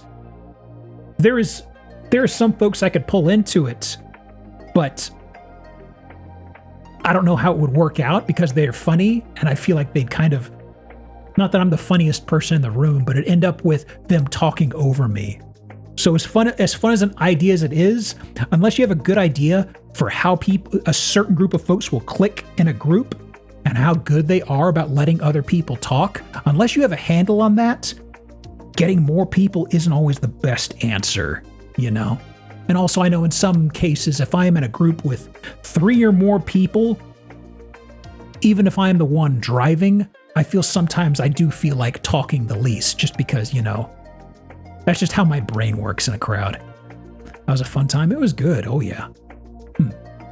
But we'll see. I know we've got the, at some point, I'll lasso in Ryudo for the Alibaba furniture one. I may have another furniture site that we could use for ammo, but that's going to be a little ways out. I don't want to grab you immediately for that since I already had you for 2 streams. Something later in the year, though. One of those things I'm kind of like, I'll let it ruminate a little. Anyway, let me see here. So the other thing, just as housekeeping, so somebody who did my emotes, there's somebody I've mentioned. They're the ones who did the hand-drawn stuff. Not Brian, but specifically Lav. I believe she is on the tail end of some university work, because I think she's doing a master's in animation, maybe?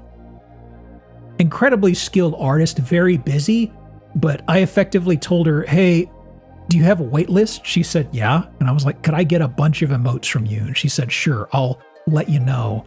And I think she's about to get some university stuff done for now. I don't know how long, but she's kind of nudged. It's like I popped by her stream earlier, and I think she was doing kind of a wink to me about, by the way, wait lists are going to start moving soon. So I was like, oh, right. So we might have some emotes from Lav. Her work's wonderful. I have a few in mind. Some of them are based off of emotes I've seen elsewhere, but one of them, I'll spoil one of them. Where is the screenshot? So one of them I am thinking is going to be the Onion Knight, but it's going to be in this specific pose, possibly, if it reads well in emote form. I kind of... I really hope it's legible in emote form. My fingers are crossed. Lav is a master, so I'm kind of like, okay. There are some emotes I really like that people have on their channels, and I was like, okay, I'd like an original one. There's some that I really want to have with the knight or the rock in that are based off of a very solid reference. This one, it's like, okay, I haven't seen anybody else with this on Twitch. It's kind of like, I would really like a I am upset with you, Geop sort of emote. Make a good sticker. Yeah. I'll have to see what she says. Because, I've worked with Brian in the past on emotes, and I know because he does pixel stuff, that's a lot more restrictive, but the stuff that Lav did with the hand-drawn stuff, I was amazed at the detail. Ow. Thank you for the follow, by the way. I was amazed at what she could put out inside of hand-drawn. So I'm like, okay, I need to think on this. Because actually, let me see. What do I have right now? Emotes. Let me see what I have as far as slots go. Because, let me see.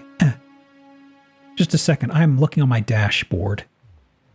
This is, where are you on dashboard? You're a little ways down. Emotes, there it is. Let me see what the count is here. Because folks were very generous and we did cross over the 150 threshold, and that did free up some slots, I believe. Yeah. Okay. So I'm probably going to take some of the least used emotes and move them over to 7TV. But the Twitch proper emotes, I'm going to free up some spots. I'm thinking static emotes. How many of these can I get rid of? Honestly, there are 4 emotes. I think I'm pretty cool with moving to 7TV. Because you can actually, through the dashboards, you can see how much use they get. So there's some of them to where it's like, oh, somebody's never used this one, or this one's gotten used by like somebody once in the last month. And it's kind of like, okay, that's a spot I could put something more enticing inside of. So that's kind of where I'm thinking. I'm also ruminating on this because it's like, if this is like a once in a 6-month time I can get a hold of Lav, I would really like to give her a big list and be like, please do these. Thank you. I'll see you in 6 months. You know what I mean? There are a couple that may be loosely animated I would get from her, but I've actually got like a sheet where I've got loose ideas and I've got references slapped down. So that's what we're looking at on there. Let me see here. Emotes. Yeah. So I'm looking forward to that. Hopefully we'll be able to do that. And let's see. So the other thing, there we go. The other thing, I'm waiting to hear back from the editor on stuff. We'll see how the clips thing work. I don't really have I know there's YouTube viewers in there right now. Hello, y'all are wonderful. I'm watching you. I kind of want to do more clips with the mind of just, I don't know, getting some growth on YouTube. The problem is the carryover from YouTube to the VODs and stuff is kind of it's a blurry thing. But I mean, it's something that I feel like the old YouTube channel is kind of in a good leverage position for that. So it's like, may as well. So we'll see. I also kind of have like a loose figure I just like to hit on follower counts monthly. But that's something I actually had in the back of my mind. And honestly, that metric fluctuated a lot from month to month in the past. And that could have been because I wasn't really doing clips super consistently. I'd hit this point where I have free time and I would do, I'm going to do I end up doing like 7 clips in a month. And then it's like, I'm busy at work and I don't want to edit anything. And there's a 2-month drought. So we'll see. I kind of want to get the stuff rolling. I haven't heard anything from the editor, but some point soon, hopefully. They said they would probably be free this week. So that's there. Yeah. Anything else? Gotta go is a good time. Yeah, have a good one, Dimby. The other thing. So y'all know how I don't like doing Control Z inside OBS? Because I have a knack of breaking this application and crashing it. Also because I have run some programs that have blue screened my computer. Not due to hardware, due to software. So I am going to be doing, I mentioned in Discord, I'm going to be doing a dual PC thing. I will be trying this out maybe next week. Maybe. I need to see how the heck it works. There's a third-party application I can use to basically do this. And what it is doing is it will effectively take my, what my plan is is I will do all the streaming and stuff from this PC. But the camera and the capture and all that stuff are going to come from this laptop that I've got. This laptop effectively is, it isn't really going to do too much, you know? So my plan is if I manage to crash OBS, the method is that this computer I'm at right now, that's got all of the juice inside of it, it will be passing frames over to the laptop. The laptop itself is broadcasting to Twitch. So my plan here is if I do something that kills my computer or kills OBS, the stream's still going to be up. It's just that I will temporarily be muted and I will just go, oops, and I'll just go to like a be right back display. Use NDI for the frame transfer. I believe that's what I was looking at, Vanel. I think that's what it was. It's kind of a go-to that some people have used, but it would be strictly over it would be through my network just across an Ethernet cable. Just, you said managed to crash OBS. Have I dropped any frames? Doesn't look like I have, thankfully. But this has been something I've kind of been bothered by for a bit, because there's some games inexplicably that would cause my 3D model or my rock form to stutter. And there's nothing I could do to fix those. And they are very, very unintensive. So yeah, I would have that. I would have those overlays. Should I even bother doing that? I may actually not do that. I'm going through it in my head, because the main thing is I will have a stopgap and I won't be sitting there worrying, oh, am I about to crash this by doing Control Z?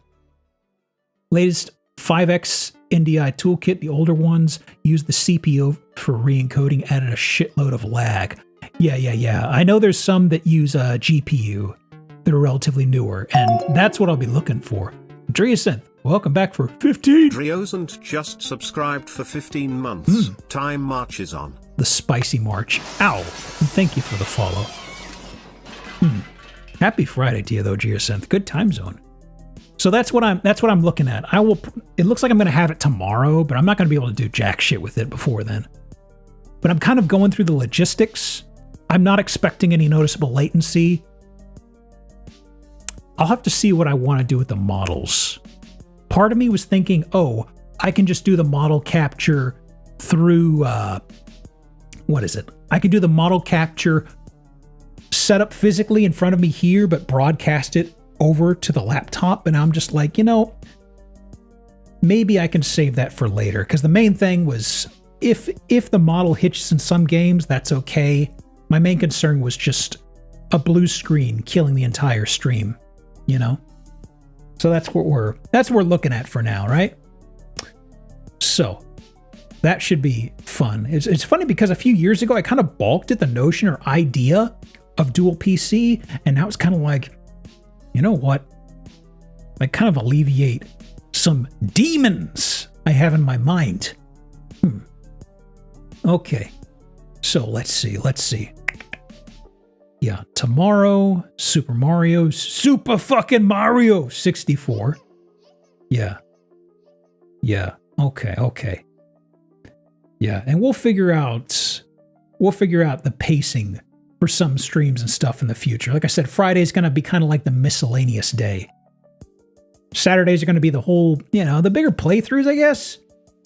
And then Sundays are going to be Zillow. We're going to tiptoe away from those as necessary. But that's kind of the overall flow I'm thinking, right? GOP 64 continues. GOP 64 begins. Well, I mean, technically, unless you count Ocarina of Time.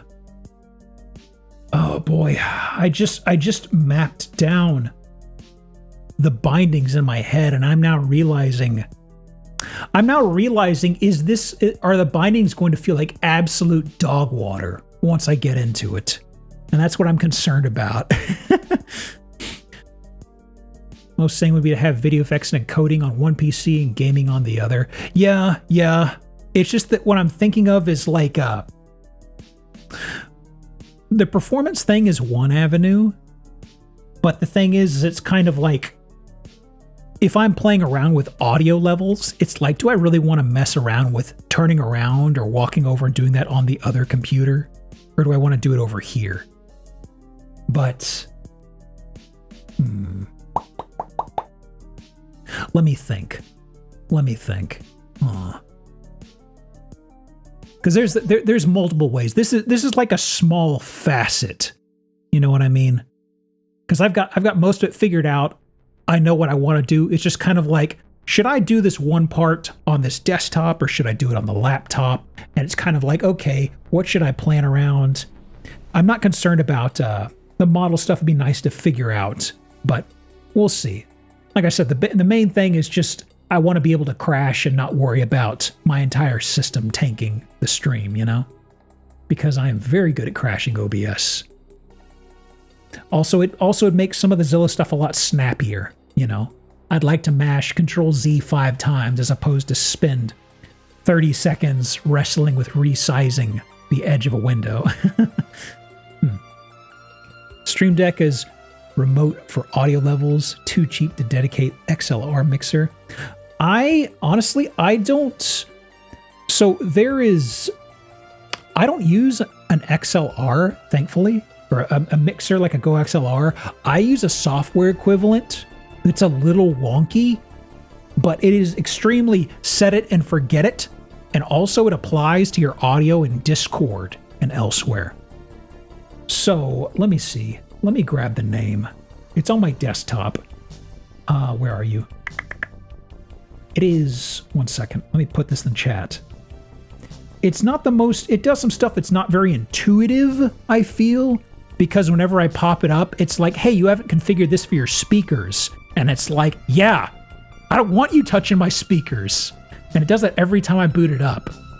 But it is called Equalizer APO.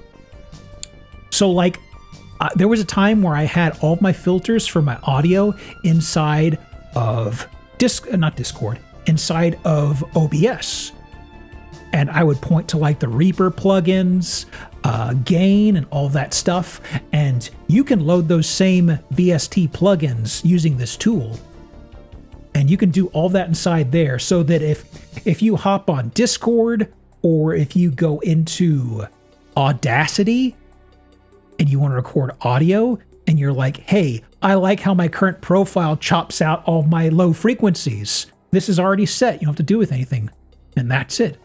Is that a new engagement button? It is. It's something they pushed out. I think it's just for points. I don't know. I've seen some people call out the walk streak stuff. I'm kind of like, whatever.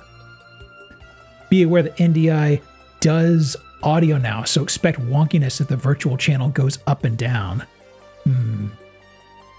Gotcha. Okay. Huh. Curious. I do know there's like some... I think it's working now. Let me think. Did that get fixed? There have been some stuff with dual audio that OBS and Twitch had issues with. Actually, no, that is working. That's why I can actually do this on my workflow now. I remember there was a time where my stream would go down for like a second on Twitch and it'd come back and my audio channels wouldn't be getting detected.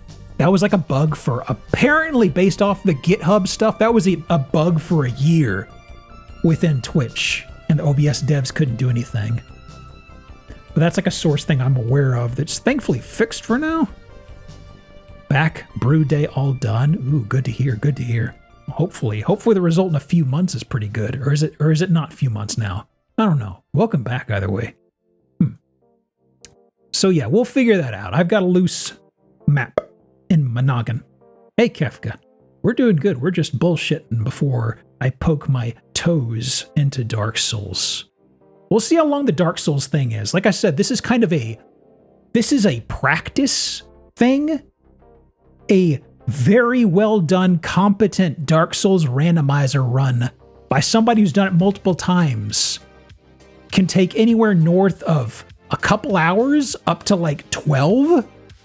I mean, longer if you're not familiar with it, but there's somebody I watch called Patty who does some GDQ stuff, and he's had some streams that go for like 12 hours, and it's like, I'm saving that for a special event.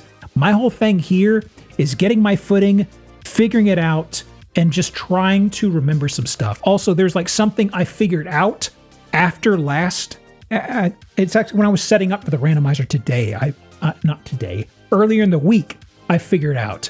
And one of the things that always flummoxed me was how to know which chests to check. Because there are, unless you go full sicko mode, there are specific item locations that can potentially have an item of interest. So it's like you could make it to where anything is anywhere, or you can make it to specific drops.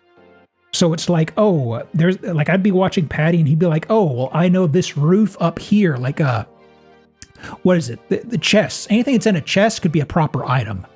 Like it could be, if you do full randomizer, it could be a key, it could be a Lord Soul, it could be the Lord Vessel.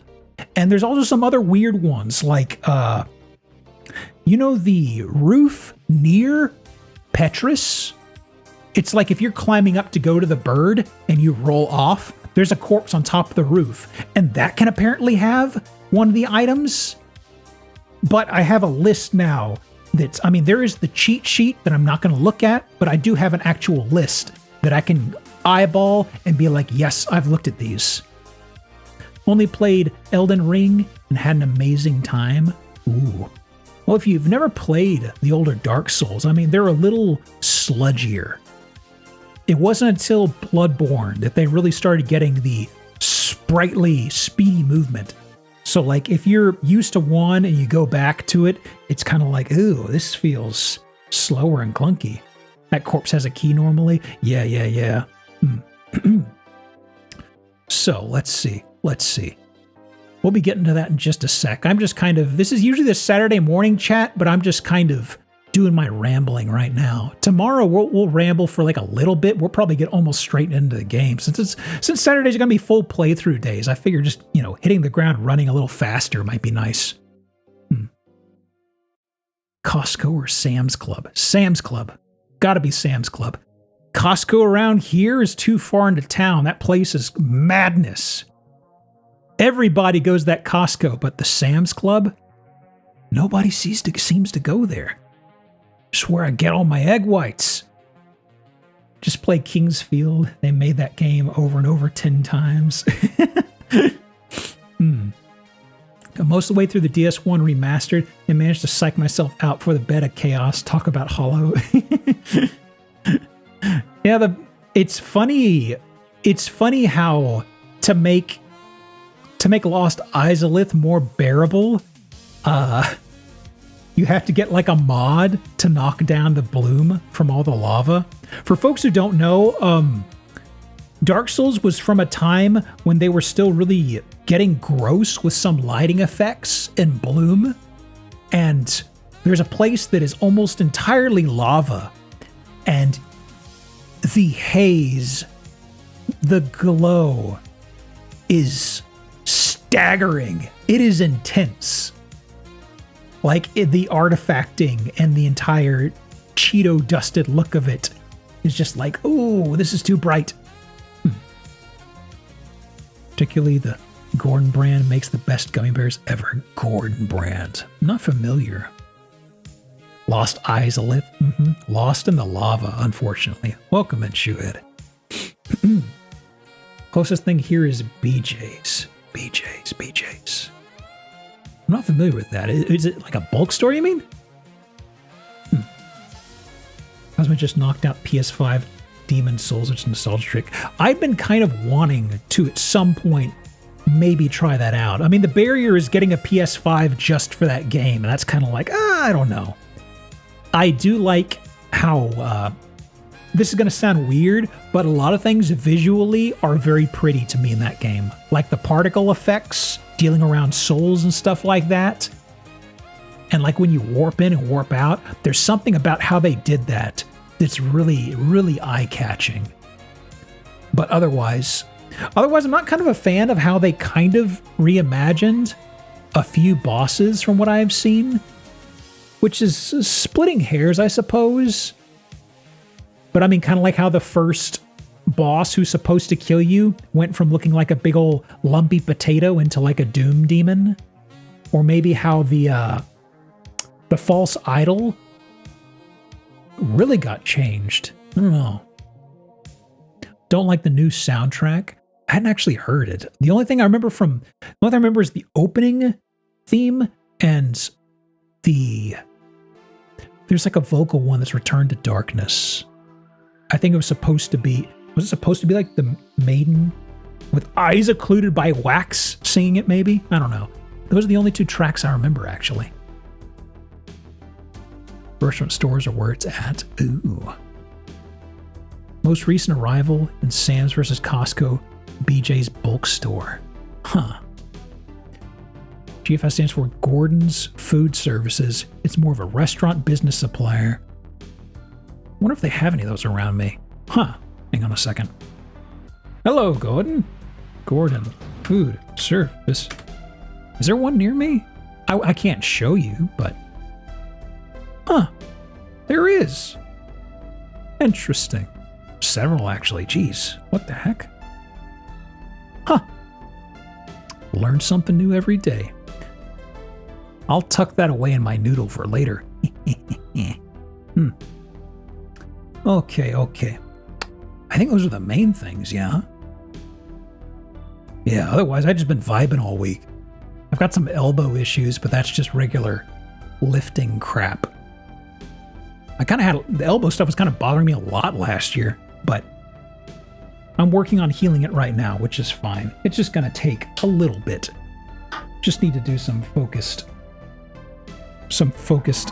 lifting nonsense. Whoop. I can't do my overhead work for now, which is kind of a pain in the ass. It basically just feels like the golfer's elbow from hell. Which just imagine a little bit of pain, kind of near your funny bone, and you've got about the sense of it. But placing a DoorDash order for 1 metric fuck ton of egg whites, hell yeah! I mean, honestly, earlier in quarantine, I was doing a lot of stuff with egg whites. And it was funny because I would go to Sam's and I'd be the sicko who got like several boxes of egg whites because it was like stupid cheap over there. Magical. Oh yeah. It's like they were a staple in a lot of recipes I was using. And I found I could get them so cheap over there because like, let me see, a usual grocery store, a tall carton being like 900 mils ish. A tall carton of that would be like, I don't know, $7 or $8. But if I went to Sam's and I got a small box of smaller cartons, which was the equivalent of 3 of those, it was like $9. So I was just like, it's just like, these things keep forever. So I effectively was just filling up my fridge with those fucking things.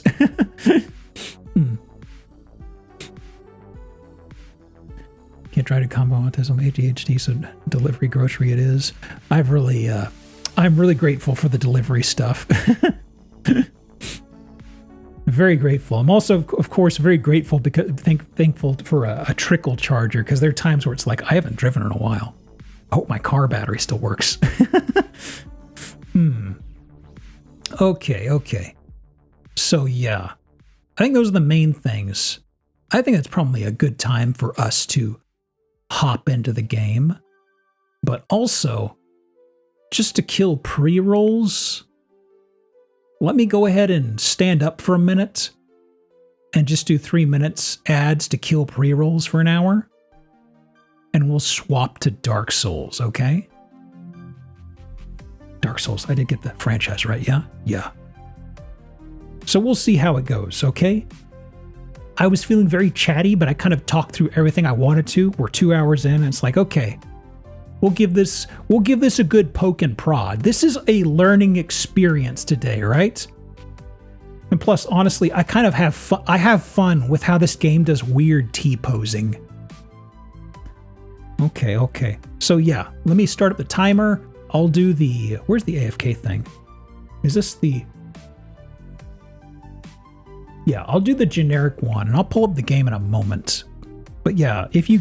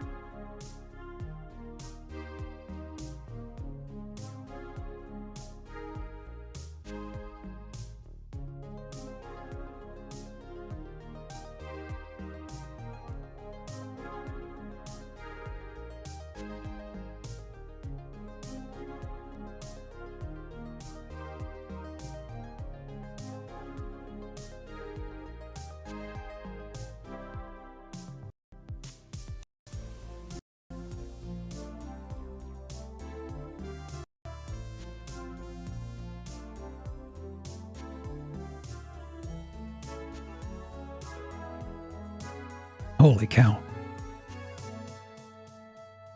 Hang on a second.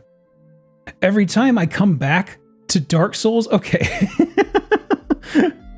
I set this up.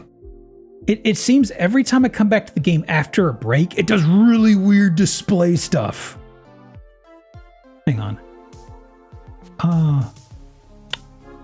Hang on.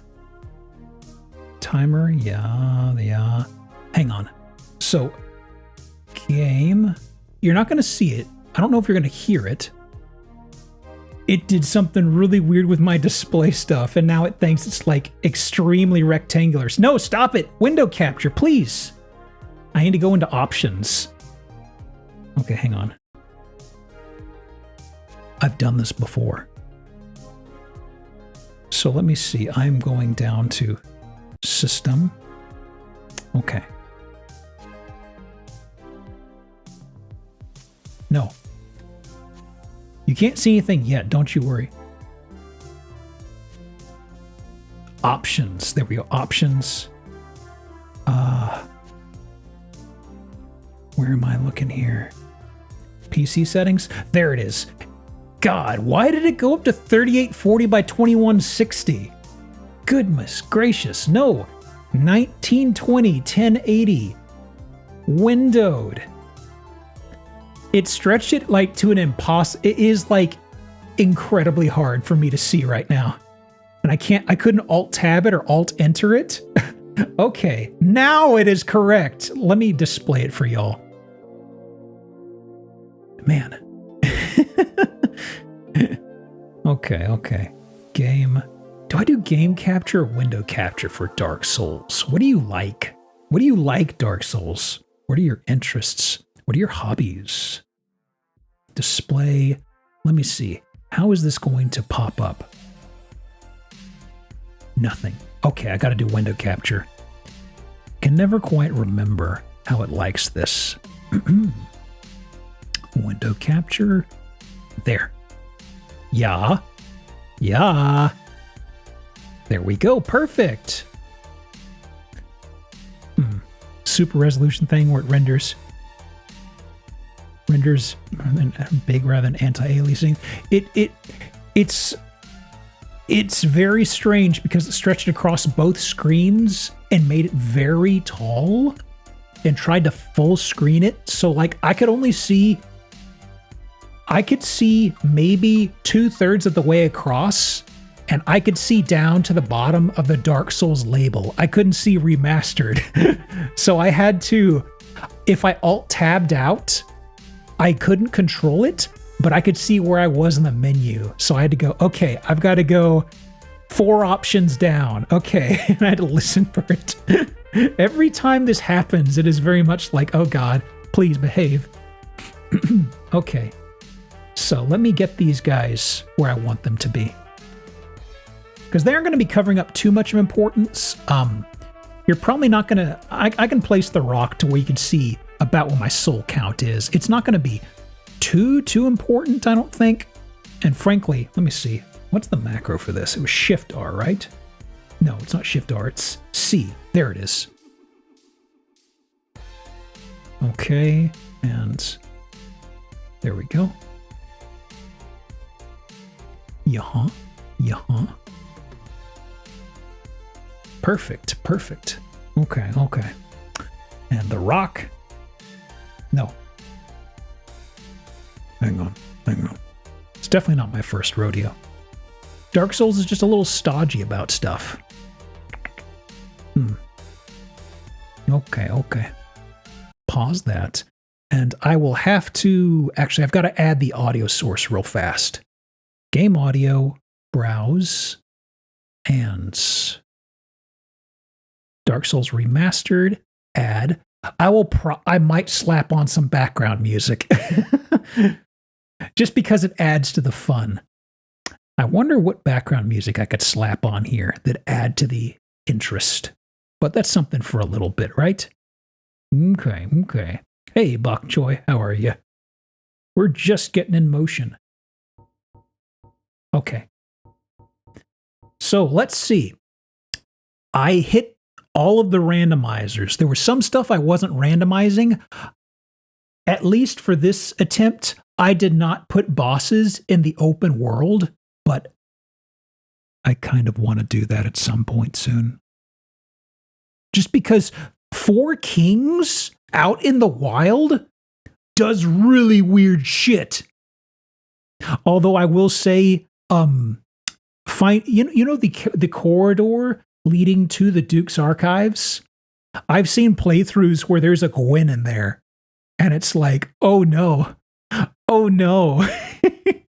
Oops, all Ornstein? That's right. Oh boy. Oh, I think I've actually got music off entirely, which is fine. I'll pick some music in a bit. Class. Okay. Oh! Okay. So, warrior helmet. Man. Artorias' armor, Smo's legs, and the mimic hat. Oh. We know this is Giap playing. It's me this time, don't you worry. There's the helmet. That's a familiar helmet. Whose is that again?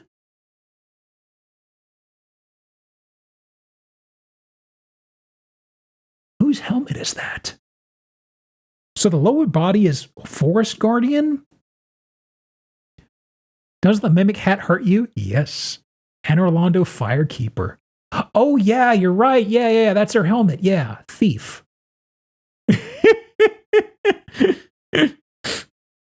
Look at that childish face. All that whimsy. Me, oh my. Hunter. Nice parachute pants. Wow. Huh. Wow. That's got the bow and arrow. It's perfect for the for the Hovel the Rock armor.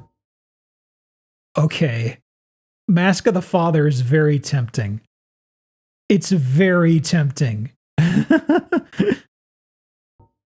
What's the passive for the Mask of the Father? Isn't it something about like, isn't it like a passive stamina thing?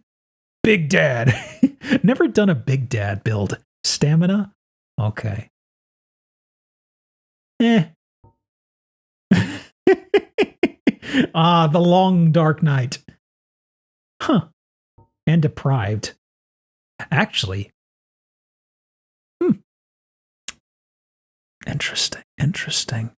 Well, it's speedy. It's got a poking stick. What did the sorcerer have? That's the longsword, yeah.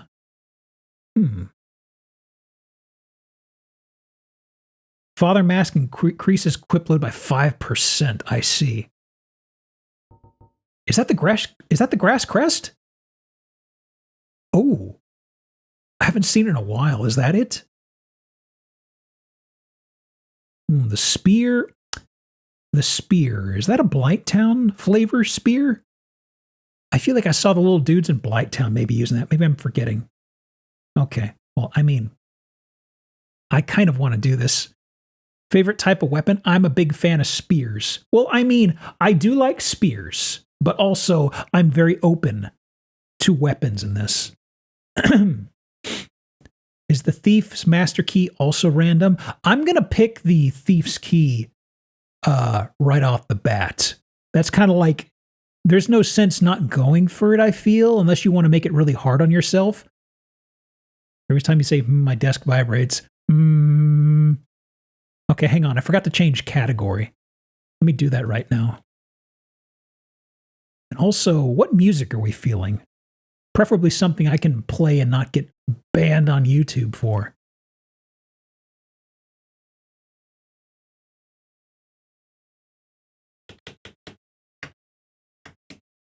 Randomizer, awooga. There we go. Poking sticks. YouTube. What am I feeling?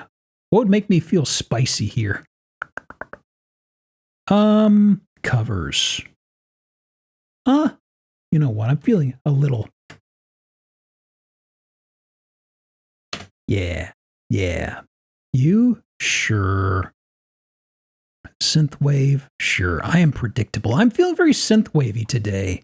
I haven't felt like that in a long time. Maybe? How's this one sounding? Just a second, y'all.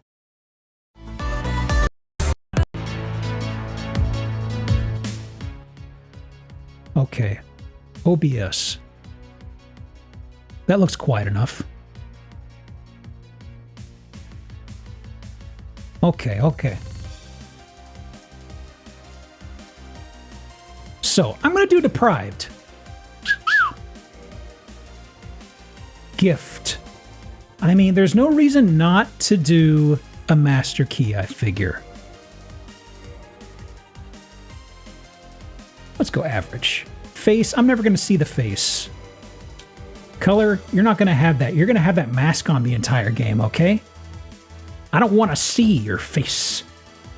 Also, we'll see how the spear is. It can't be worse than the normal, right?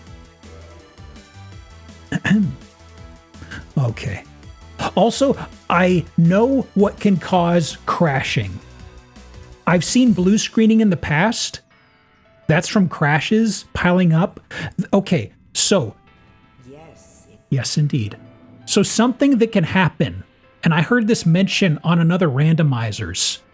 evidently, for some reason, if Artorias spawns and you go far away from him, the game will almost always crash when it unloads him. So one of the problem things about encountering bosses in the open world is if you've got Artorias as a random goober in a hallway, even if you avoid him, he's going to crash your game. Always, always. And there was somebody I saw who managed to pull him, but he was in place of one of the gargoyles in Anor Londo, so they had to kill him before they could get across to the rafters. Dungeon cell key, okay. Okay. Also, hang on. Yeah. Hey, fella. So, as you can tell, the randomizer is working. Impressive form. Ahem. Huh. Pretty basic boys in here, actually. Nobody's scary. That's good. My boy, the mush. Okay, okay. So, randomizer, it doesn't get too freaky with the bosses. It's very intense. So, the worst you could get here would probably be the... What's his name? The guy with the dogs. I forget. Whoop. I think that's the Taurus demon. I think I heard Taurus demon.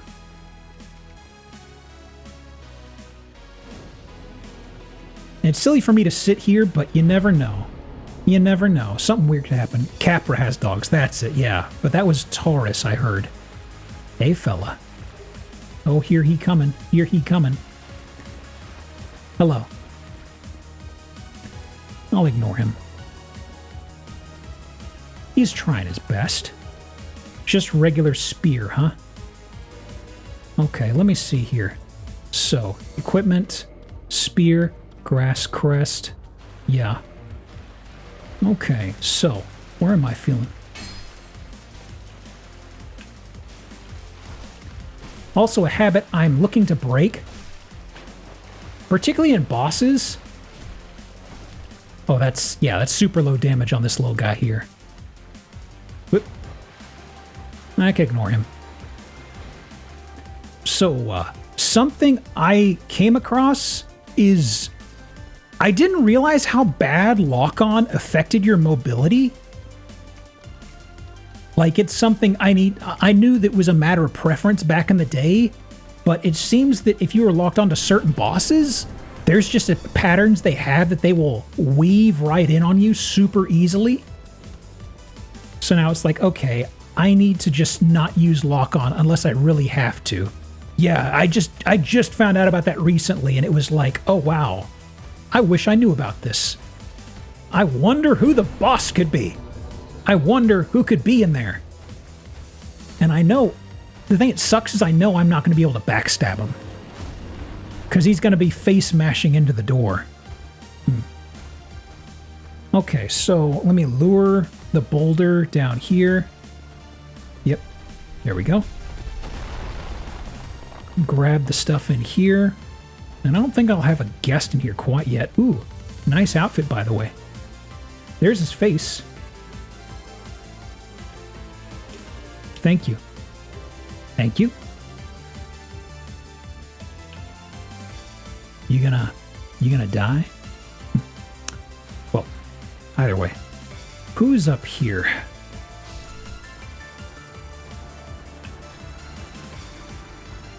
Okay.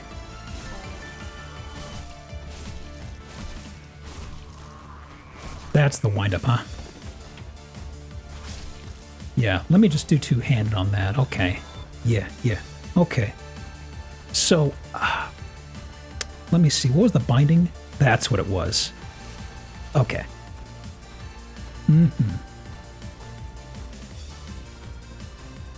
Alright. And who's out here? Huh? Wasn't there usually a guy over here? Oh, one of y'all. Well, I can pretty much just ignore you. And you. Okay. No complaints. No complaints. So he is not going to come over here, huh? Okay. Okay. Hey, fella.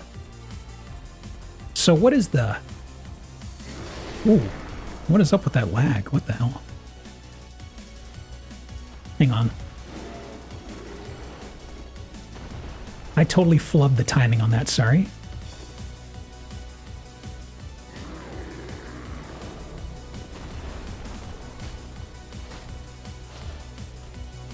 Okay. Haven't fought him in a while, so I'm trying to recall some of his weak spots. Let me see. Yeah, it's weird. I haven't used the spear since, like... Oh, what's the iframe timing on that? I know they had the Lazy Susan thing still at this point. Okay, okay.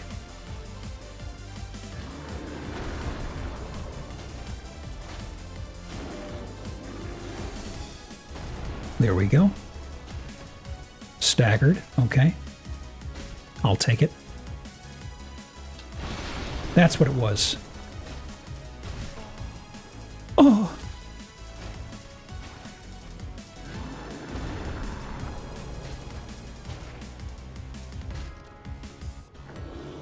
Whoops.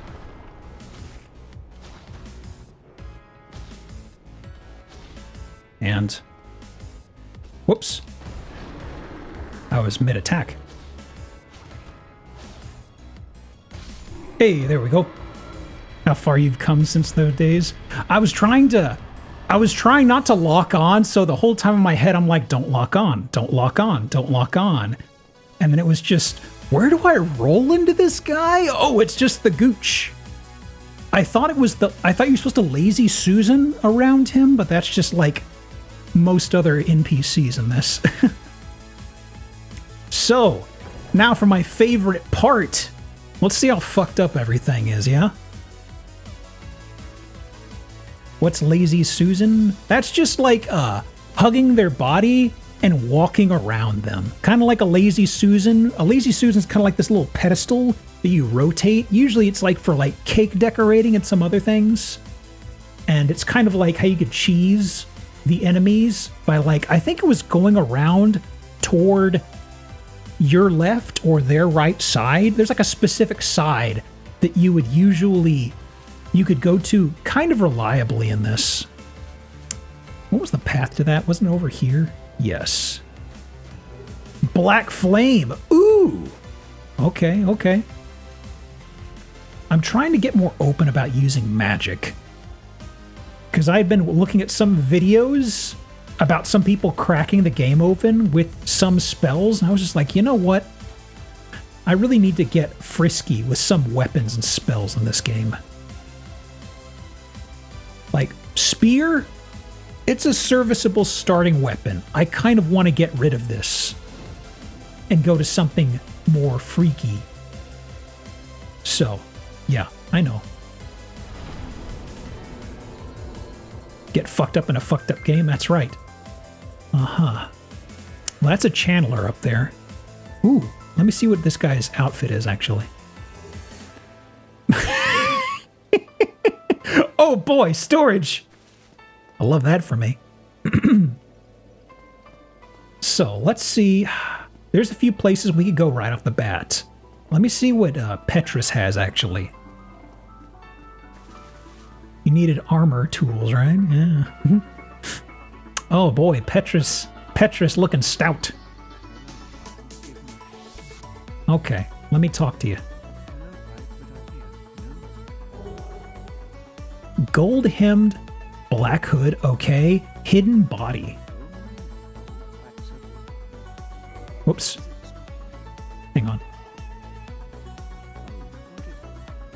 Yes, sure. Yeah. I need to look at what hidden body is. I can't remember that.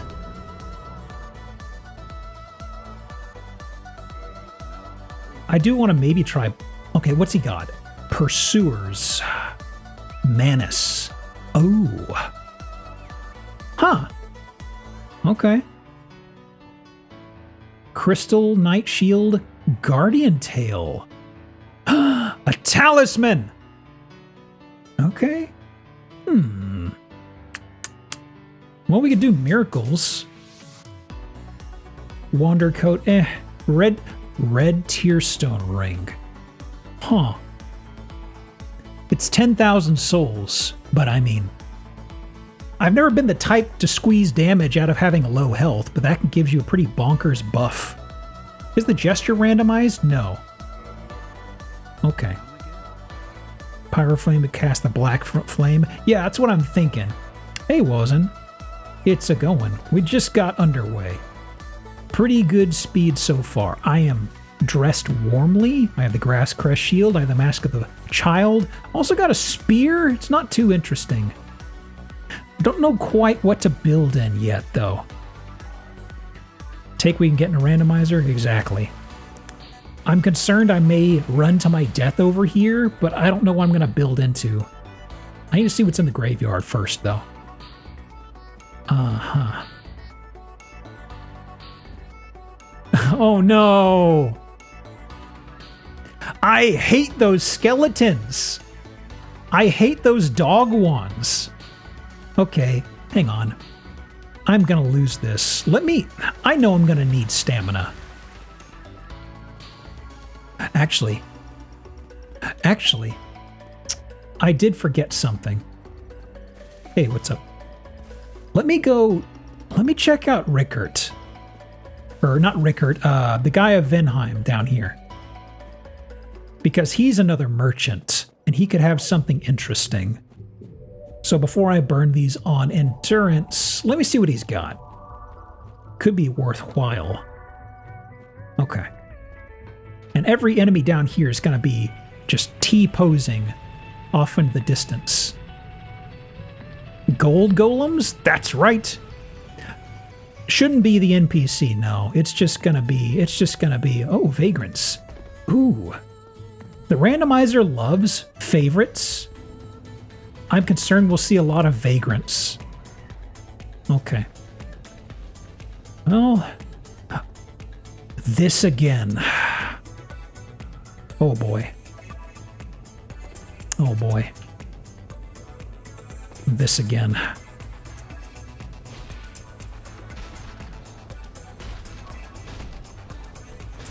Well, usually... There we go! Aw. Kitty got wet.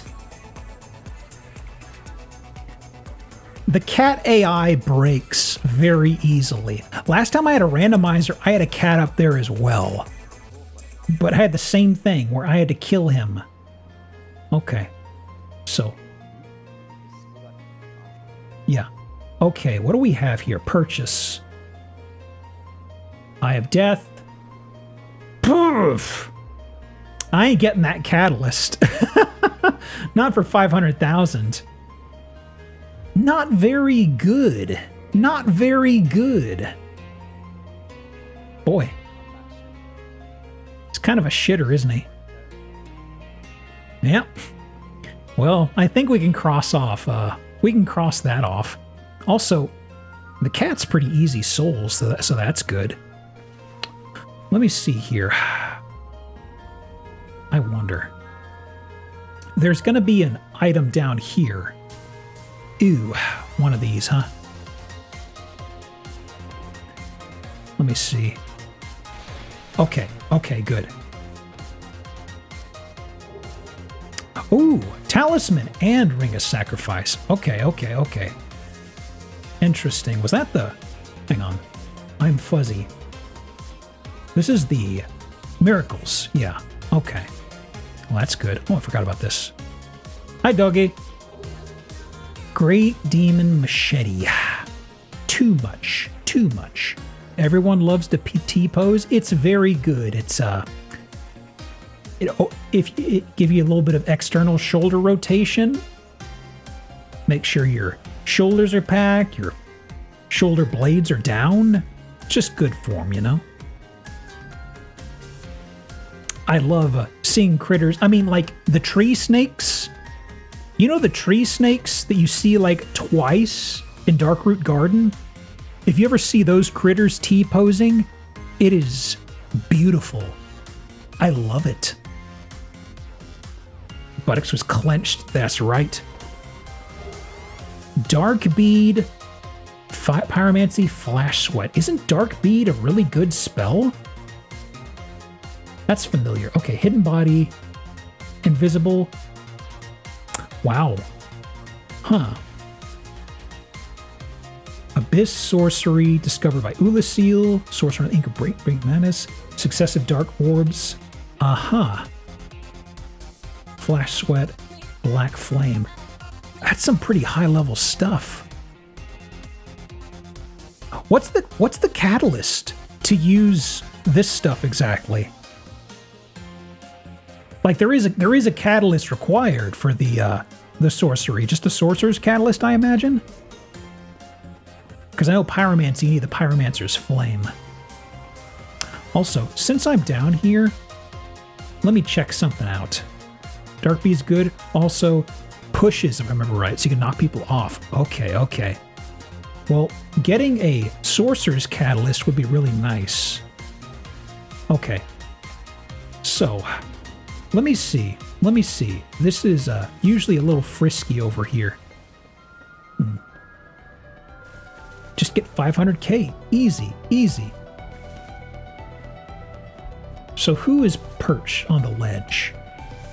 We can walk anybody off the ledge. The problem is how far they're going to go before they collapse.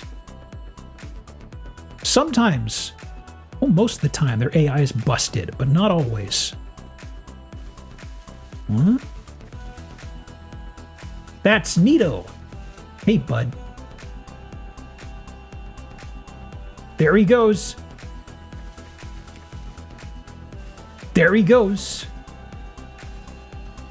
So, is he still coming? Nito, are you still coming? Nito definitely falls off, but he has to walk a long way. Nito, are you coming? Hello?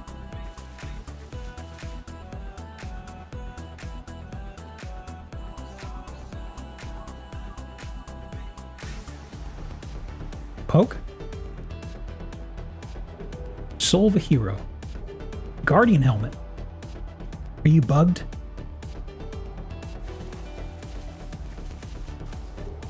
Archive Tower. Oh. Okay. So this boss never drops anything. Like, souls-wise. So we're just going to ignore him. Because even if he wanted to walk to his death, we wouldn't get anything out of it. He turned and looked at me and then immediately just mentally died. Oh, one of y'all? Really? Really? Huh.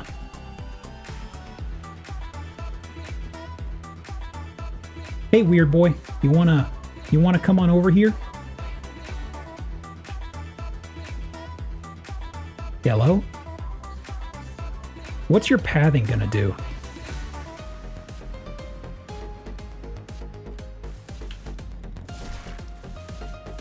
Hello?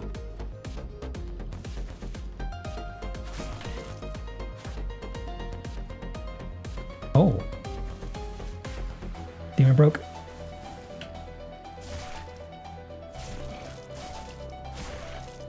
You gonna fall off?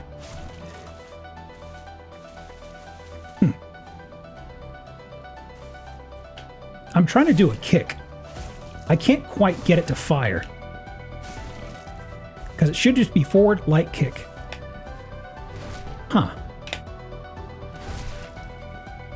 Interesting. I'll deal with you in a moment. What's in here?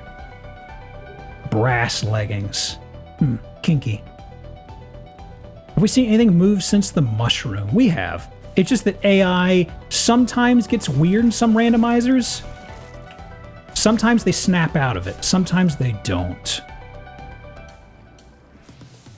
Like, it's interesting because I've seen a lot of runs of, like, Patty's the one I've mentioned that I've caught randomizers of because he likes running them. His issues with AI are kind of rare. It feels like I trip over them kind of frequently, so it's a little strange. But he's also gotten some rude seeds, so it's kind of, he's perpetually running into interesting seeds. Like, one of the seeds that he pulled, here's a weird one.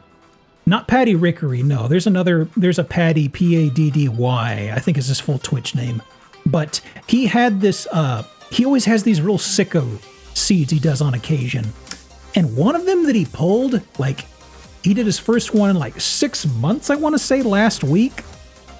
And, no, it was further back. It was during Christmas. He pulled a gargoyle fight that was, I think, yes, it was Ornstein and then Calamite. I had never seen that. Like, Calamite was in place of the second gargoyle, and Calamite was flying fucking laps around the roof. And it landed, which was really weird. It killed Ornstein. It killed Ornstein, but still. Very funny. Hey, you little shit. Whoops.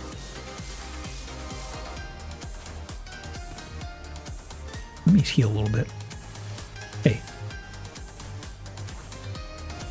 What are you going to drop?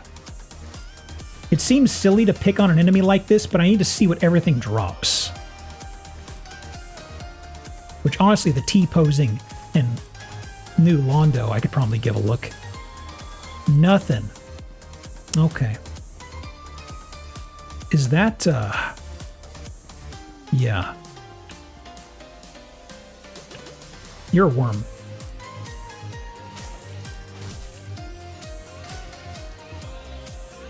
Okay, they're not awake yet. Peculiar doll. Ooh. I mean, we could go into the painting. Beautiful.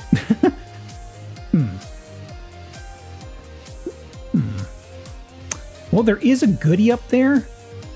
I'm concerned about something waking up, but let me do something real fast, because there is a bonfire here, and it's kind of what I was making a route for, because we have backdoor access to Andre right now.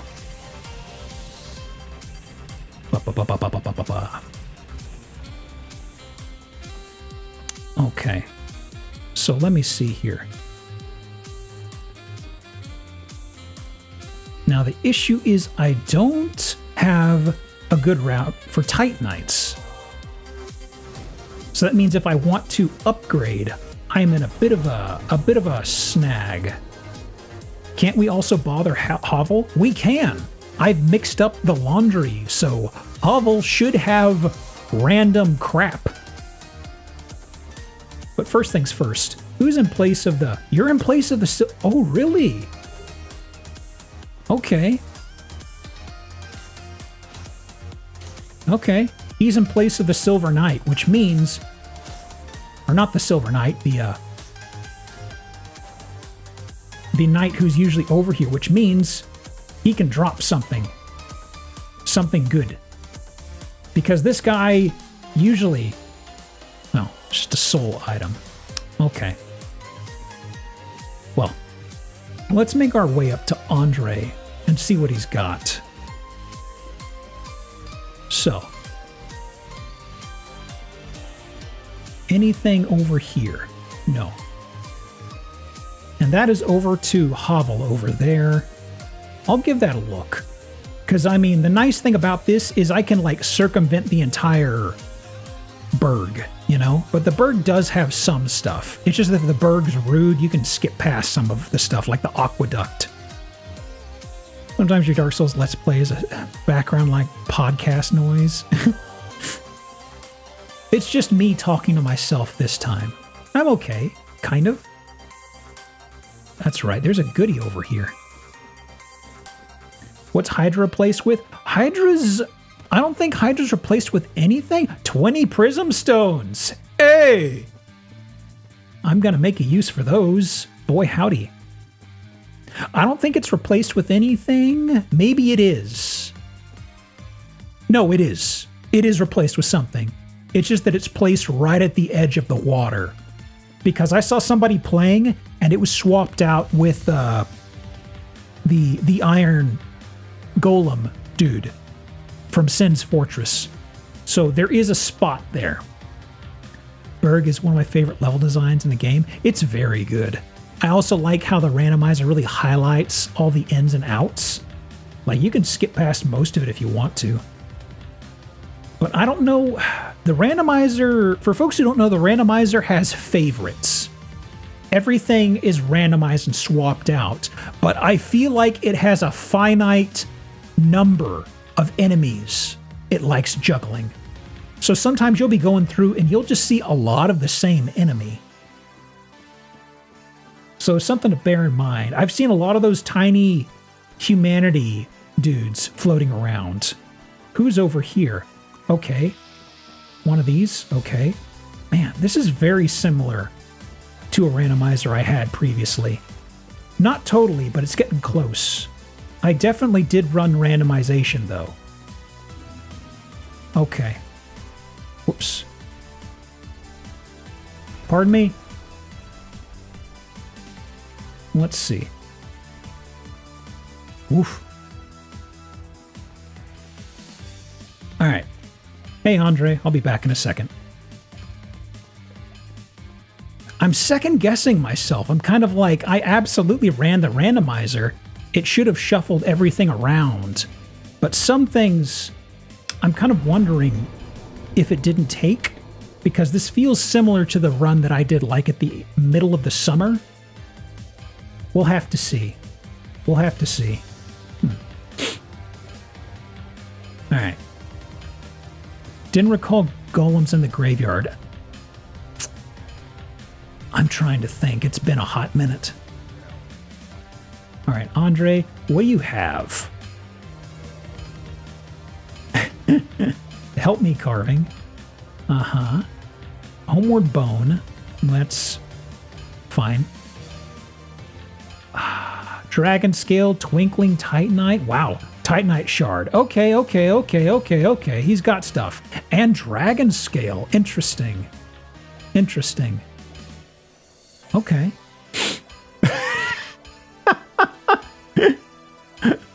Well, there it is, waiting for me. That's one of them. Whose is this? Huh. One of the four Lord Souls. Leaders of... this is the Four Kings. Did you kill the Four Kings? Huh. Spider shield, sunlight shield, arrows, armor. Anything interesting? Not really. That was cheap. Only 4K. That's right. I am a little flummoxed on the weapon. Spear is garbage. I've got...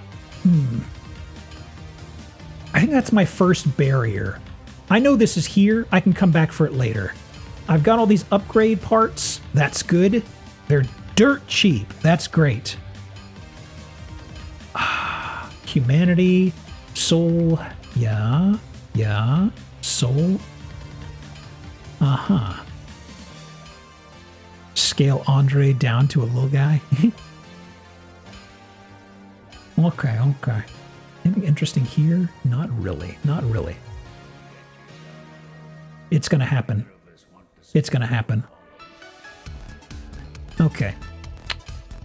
Let me do something here. I am hungry for a good weapon.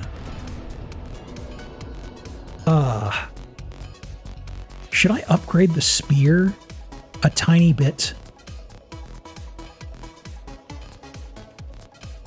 I suppose so. I can get souls super easy if I need to. I want to get rid of the spear, but it is so weak right now. I need to get a tiny bit more damage into it. So let me do purchase item. Spider shield would be really useful if you run to the blowgun dudes. Does it block toxic? I didn't realize that if that's the case. Okay. I forget how it steps up. Reinforced weapon. The stats are too big on this, though, is the thing, because it's 40. I'd like to go with the big fuck-off sword. I mean, machete, but I mean, you know, it ain't in the cards at the moment.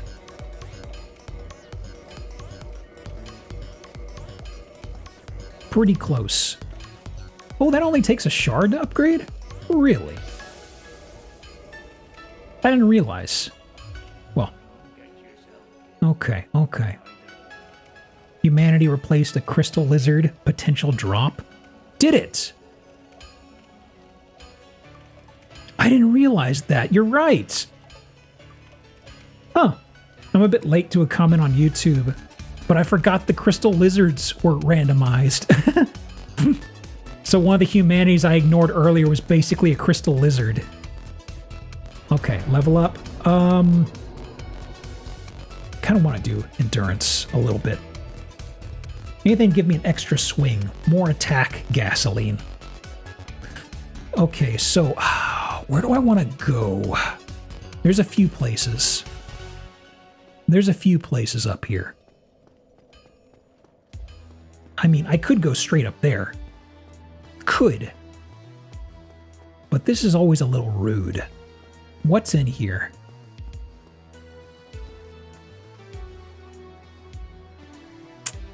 Okay. Okay. Oh, one of these boys? Really? Ah, man, they got so much defense.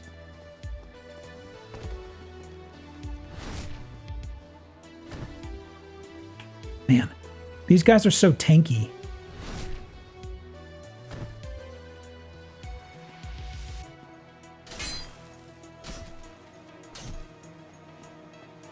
Whoop. Almost.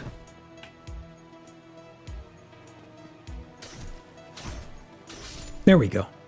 Not too bad. No good drops. They could drop a weapon. Anybody could drop a weapon. These guys aren't too bad. Oh. As far as damage. Oh. Oh. About to say. Okay, I wasn't expecting the rat to get in there. Okay. Okay.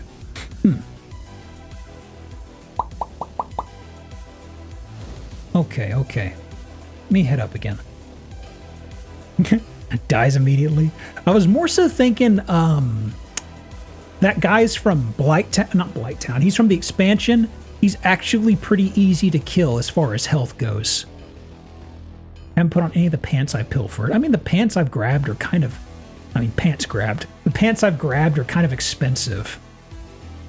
So let me scramble in here because I've got something in mind. So who is over here? Oh, one of y'all? Okay. Whoop.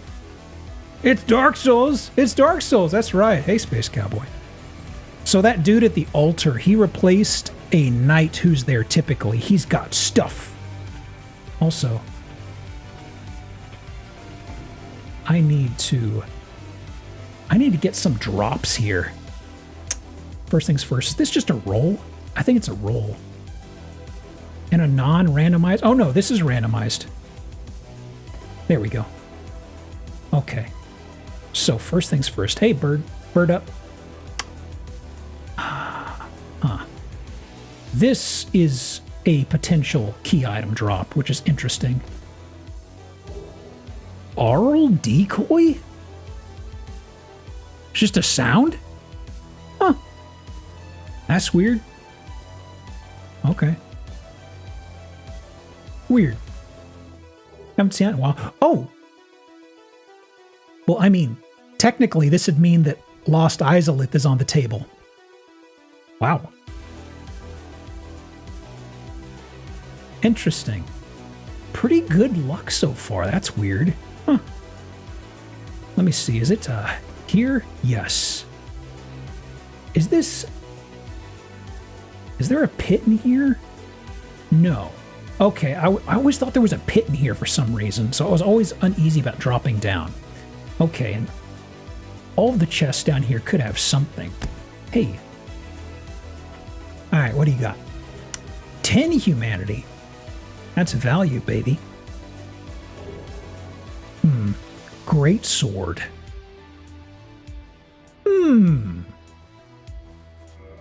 I mean, that's progress. Ooh, I still don't have the strength for that though. What are the stats on you? 28. So I'd need a few more strength to use that.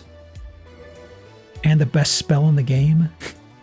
Did I get a spell that good? Hang on. What was the spell again?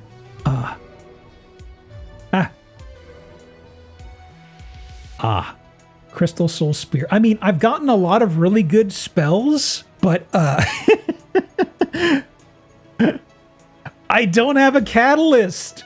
Rickard had a catalyst for 500,000. And I've also got a couple good pyromancy spells like Flash Sweat and Black Flame. But it's like, I need the ability to use them. I think that's 19 strength two-handed. Isn't it halved, Paul, or am I misremembering? This is always something I've stumbled with, is the whole nature of two-handed. Because I thought it was halved. But maybe not. I always get tied up. 1.5. Huh, okay. We'll figure it out. Demon Titanite. Okay, okay. All right, those are all done. And you... Buckler. Lame. Okay, I should make a run at the graveyard, frankly. What do you have? Blighttown key. No, I'm good.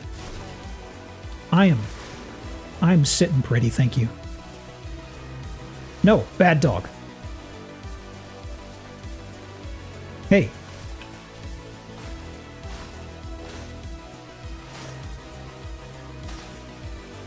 Cage key. Knock it off. Okay, what's over here? Oh, there's a couple things here. Let me see. Bone wheel. What is this? Twin humanities. Hey, fellas. Don't mind me. Don't mind me. I'm just visiting the graves. You know. Let me be. Let me be selfish for a little longer, please. Puppy? No, slime! Ooh, I was confused for a second there. What? Don't backhand me! Why can't you be like your friend, the regular golem, who's just T-posing in peace? Goody, what is this? Nameless soldier, no! Ah! Dog! Oh well. I got the items I needed. I got the items I needed, and I've got the shortcut opened up. Dog does it again. That dog? Okay. Let me see. The sword is something. What do I have soul-wise? I don't think I have too much soul-wise. Anything I could get some currency with. Hero. This is a good amount, yeah? It is. Cool. Level up. So let me see. Let me check something here. Equipment. So somebody already suggested that this is... Yeah, still not. Let me see. Yeah, still... Okay. Level up. And it should be 18, I believe. No, still not. Let me see here. Equipment. 28. 1.5 times, was it? Okay. Let me see here. There we go. There we go. Perfect. And I do kind of need... 1 second. Let me use some souls here. I love a little bit of endurance. Because it feels like I can barely get 2 swings out. Level up. Okay. Little bit. Still kind of the same, but I'll take it. And what do you level up with? Yeah, I finally got something that can do damage, which is good. Modify weapon. You should just take Titanite Shard. Perfect.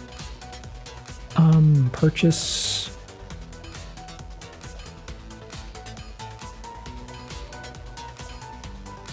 Okay. Is this what it was? I always forget. Reinforced weapon. I need some souls. Let me see here. Items. Just a second, just cashing out my larger soul for smaller souls. It's like a coin star thing, you know?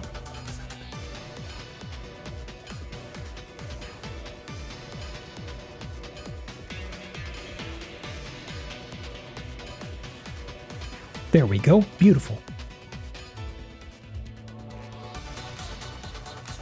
Okay. And this should be able to do good damage. Good-ish damage. Okay. So let me see here. And he's keeping a Lord Soul safe for me. Can I make any headway into this? I need to see how I can deal with the gaggle of goons out here. Should be able to do a little bit more damage on the weird boys out here. Hey, Nemo. Good time zone. Brunch is over. It is early afternoon. I guess we are past brunch time. What are we up to today? 1 second. Let me do a shout out on you. 1 second. We're doing a randomizer, folks. It is something I like doing once in a blue moon, and it's been a hot minute. Mask of the Child, oh no, oh yeah. Look at how handsome my boy is. So I finally got a weapon that can actually hurt stuff, and I upgraded it, so I need to see... I've randomized all the bosses and all the items. So, first things first. Crystal Boy DLC, folks. Rats. Whoops. How did you dodge that? My God.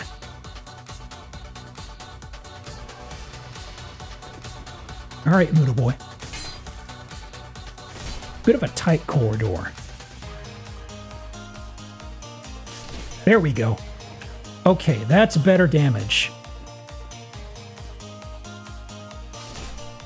Perfect. These were kind of rude customers.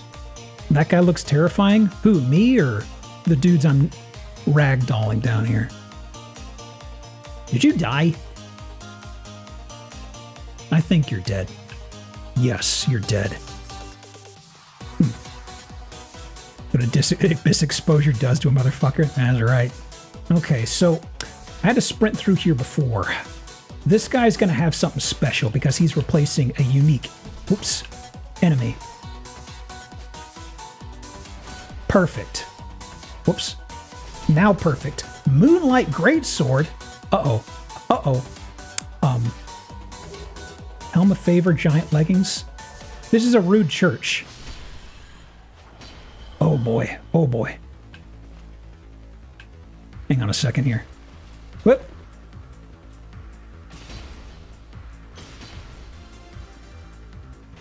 Holy shit, he's gonna kill me. That's actually, I was surprised by how good damage that was, actually. Interesting. That was good damage. Huh. Strange. Okay. So, I did clear that guy out. Let me see here. What was the Moonlight Greatsword? I know that's the requisite wink, wink, nudge, nudge weapon. How good were the stats on this? That's right, it's a magic weapon. Ooh. I don't know if it's better than your great sword. I don't have the smarts to use it. My poor boy is far too dumb to use this sword. Wow. Yeah, pure magic. Oh boy. It's like I've gotten a lot of good spells, but so for the folks who are savvy, Nemo, have you played through these before?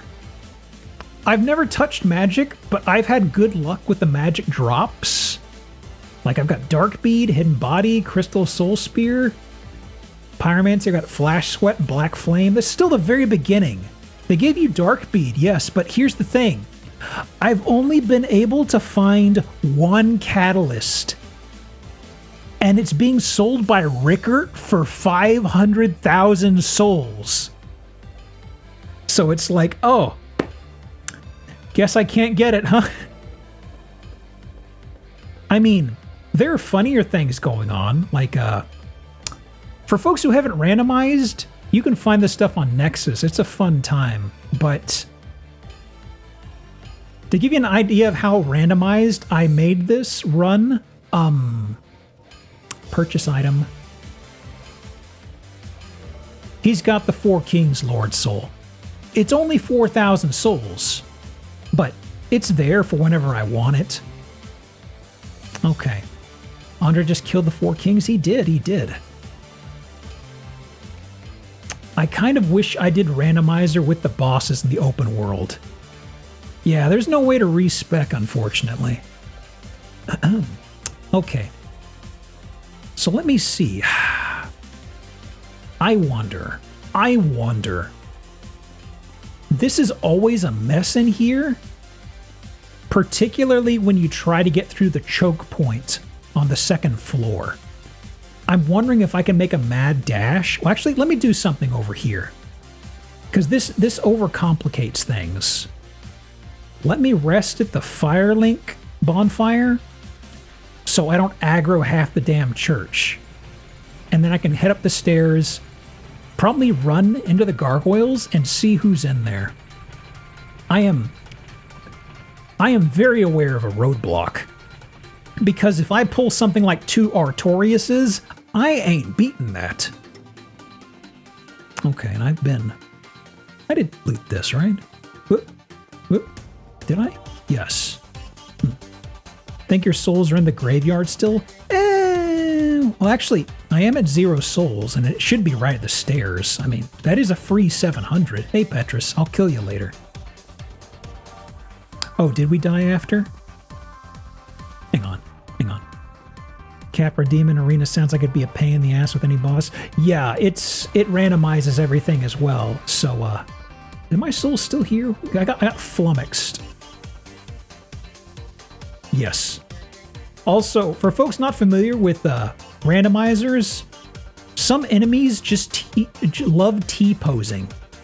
This is how those skeleton dogs behave in the wild. Crystal golems, they're very big on proper posture. You see. Also, a lot of mushroom boys in this seed. Huh. Okay. The main thing, though, is that I never did get this seed.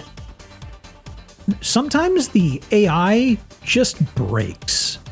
You know what I mean? So, there's some enemies that just don't want to move.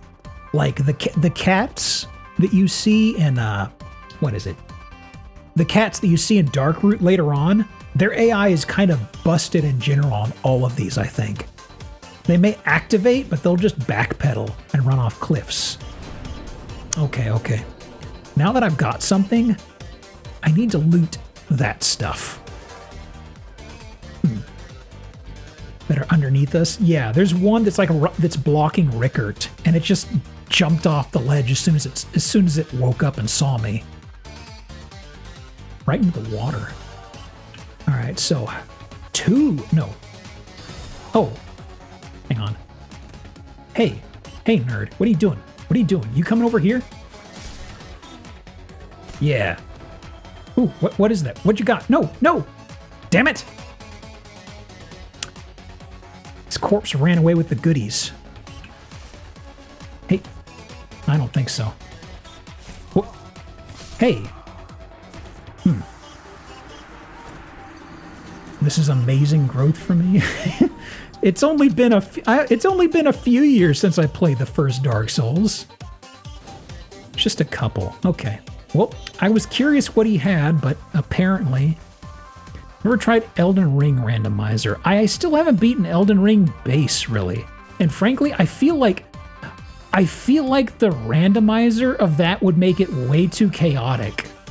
Or at least it'd become... Like, this is kind of a... I'm doing this as like a fun little occasional stream thing. The Elden Ring one is just like a gigantic playthrough endeavor, you know? Like there's so much game there. There's so much game. Oh, a Blighttown boy. Uh-huh. Oh, nice shot. Oh. Whoop. Peekaboo. Whoop. Whoop. He's got... Wow. The mobility. Look at that.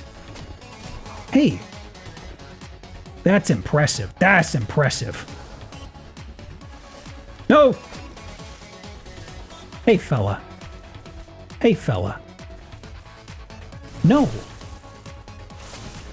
He no-clipped through the archway. Wow. Chuffy. Whoop. Okay, okay. Let's try this again. You. Are you going to block this? Oh, there's a crystal boy. Perfect. And... Whoop. Woo. Hang on a sec. Ooh. That was a parry counter. Or not a parry counter. I'm cheesing him a little bit, but I mean... They are ganging up on me. Hey.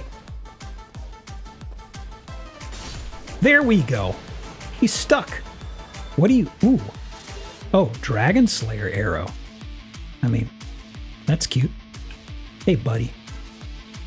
Welcome in.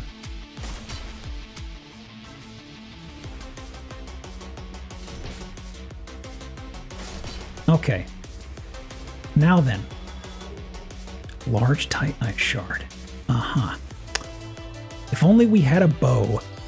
I keep running into situations where I am missing a piece of a puzzle or a build. Hey. No. Okay. Titanite chunk is what he has, huh? Okay. Black Knight Great Axe. Interesting. Hey. Dog. Dog. Rude. Rude. But I did get a goodie. Yeah, I'm thinking, ooh, that's an interesting weapon. Oh, 36. I'm a little south on... And 18 dex? Oh, wow. That's going to take a little bit more mileage before I can get to that. It's worth it. I think I see what I'll be aiming for. Okay, okay. One little puppy. Can you imagine? Oh, boy. You know, let me try something here. This may be... Let me see if I can get away with this.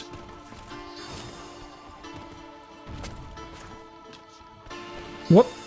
Whoop. So. Okay. There we go. So his pathing isn't quite working against me yet. Or working against him yet. What a pain. Just a soul of proud knight, huh? Dang. Okay. Whoa. Nice. That trick shot. Wow.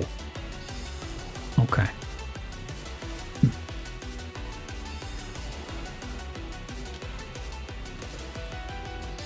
Oh man, how do I dodge that?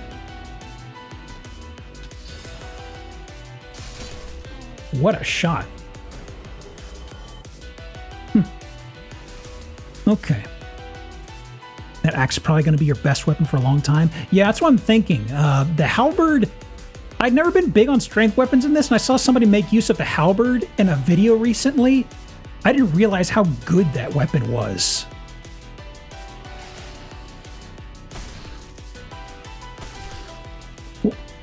Hey. Whoop. No. Okay. So, I do have better ways of getting through the undead parish. Or not the parish, the burg. But I did want all the goodies here. Covetous serpent ring. You know what? Sure. Sure. I'll wear something fancy. There we go. Use Black Knight's longsword the entire game. Let me see here. Who's in here? Hey, fella. Ooh. Whoop. You know what? You know what? I didn't know what his AI would do.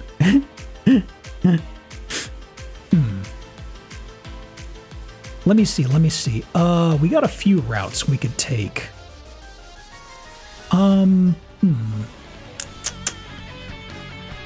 Who should I go for? Hey, Fruity, how you doing? Fruity Spruce Raid? Welcome in, welcome in. We're just doing randomizer stuff here. Let me do shout out for you. What were y'all up to today? Just a sec. Let me do the commands here. And,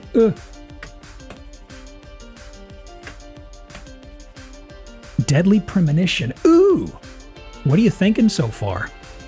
It's a bit of a, I don't want to say acquired taste. It hits or it doesn't. How are you feeling on it so far? Okay, so let me see. Can I ignore you and run through here? I'm going to ignore you and run through here, Mr. Knight.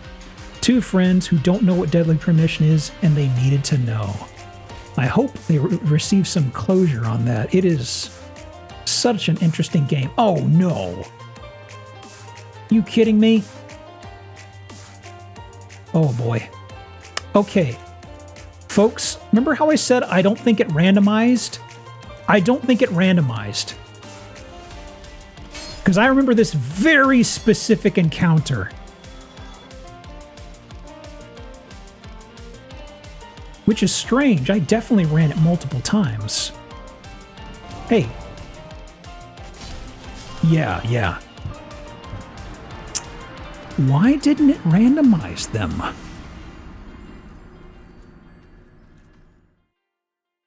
That's peculiar. Let me think. Did the music stop? Hang on a second. I can get around that.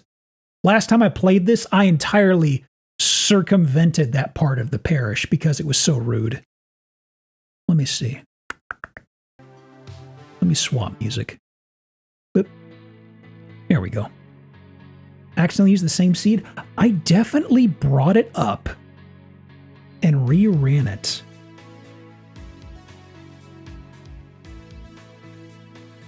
I'm sitting here thinking, and maybe I didn't. I mean, that's not too big of an issue. It just means it's not totally... The items are randomized. I'm thinking I may have actually just run the item randomizer. And in that process, I forgot to do the boss one. Maybe. I mean, it's been like 6 months anyways. But there's still some bottlenecks I definitely remembered. Like, I think outside the first bonfire past this is probably going to be Gwyn with broken AI, if I remember right. Footfalls on synth. Oh yeah. This is FF14 synth. Just a compilation. Oh yeah, Endwalker was great. Let me see here. Let me think. So what would be the ideal path? I suppose I could see what's brewing on top of the, what is it? I can see what's brewing on top of the church, see how spicy it is, because unless for some reason I need to, I don't have to mess with the, what is it? I don't have to jack with the Taurus Demon's location. In fact, I can, if I get past that, yeah, if I work my way backwards from Andre, technically I could get to that spot without dealing with the Berg. I forgot about this. Great. You kidding me?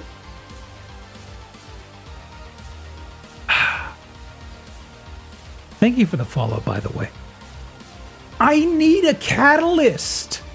Oh my god. I need a catalyst, whether it be... God almighty. Let me check Petrus again. Didn't you have... You just had Miracles, which I already have a catalyst for that. I found it in Blighttown. Or not Blighttown. Yeah. Guardian Tail... Wait, that's the... Oh, that's the Sanctuary Guardian. That's a crap weapon, though, isn't it? That's a DLC tail that that's a whip that causes bleeding, I think. Huh. And the red Tearstone ring, blessed be. Actually, out of sheer curiosity, I'm going to go to New Londo. You checked the shopkeep in New Londo? Yeah. The shopkeep has... Rickert does have a catalyst, but he's looking for 500,000. And it sucks because I've had incredibly good luck with sorcery. So like I've got these busted spells staring me down, but I don't have the magical twig to cast them with, you know?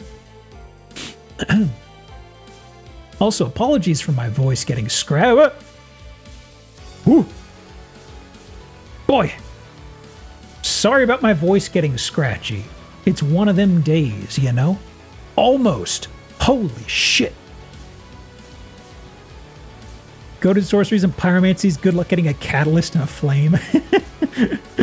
I already have a Lord Soul. I have a Lord Soul. I have the orange ring that lets me go into Lost Izalith. I've got so many things that open up bottlenecks and things, but my build isn't really taking off. I mean, if the monsters didn't randomize, at least I definitely know the items randomized, right? Have inherent intelligence requirements. I'm not sure how many of them would be useful. Yeah, that is definitely true. But I mean, like, if I had something to aim for, I could just crush soul items, you know, and just power level it. Which I don't have enough sitting around at the moment, but something to aim for. Definitely randomized. Yeah, the items are super randomized. I know because I didn't actually have the randomizer for items done properly last time. So it is going proper now. It wasn't jumbling up the Lord vessels, which is what I really wanted. So now it's jumbling up the way I want it to. Okay. For folks who don't know, the item randomizer and the weapon, the enemy randomizer and item randomizer are two different things. So they go nicely together, though. Hey, Bone Boys, are you awake? Are any of y'all awake? Pathing tends to break in New Londo because they're tied to flying NPCs. Right. There's a goodie over here.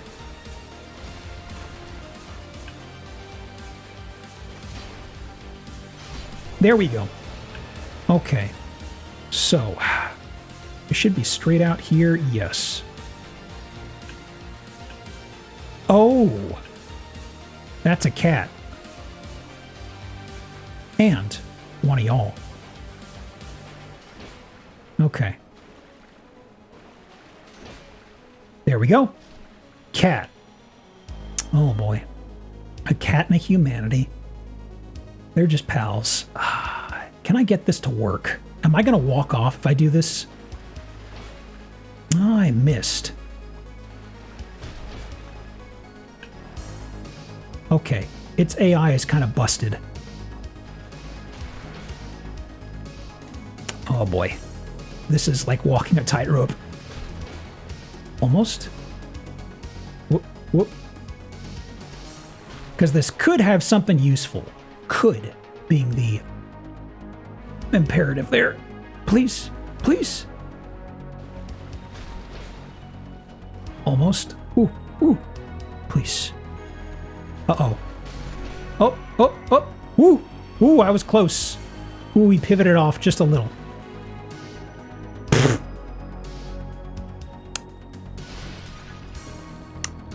The randomizer giveth, the randomizer taketh. Mostly taketh. It could have been rubbish. That is a good point. No. That's souls I didn't have before. All right. So, whoa. You're awake? You're awake? What's AI doing working in this damn place? Okay, I'm gonna ignore you. What about you? You're super... You're just vibing, yeah? That's like one level. I've got a few levels in the tank. That's gonna take a little bit more. Okay. So, because there are ghosts that are used to working off of no clip, there are no ghosts here in the randomizer. And a lot of enemies are just kind of busted, you know? You plan on doing a Dark Souls 3 or Elden Ring LPs, not playthroughs, no. Puppy. I may do something with friends eventually, but I don't know. Oof. That splotch. Whoa. Oh, I hate these guys so much.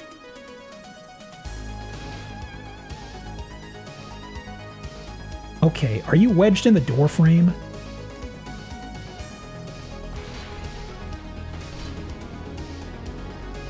Oh, there he goes.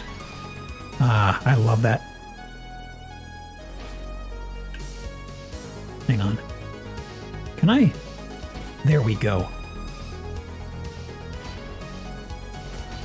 I need to see if he drops anything. Since I've got as good a chance as any to kill some goop, yeah?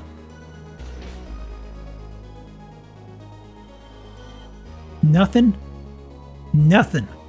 Piss. Ooh. Really?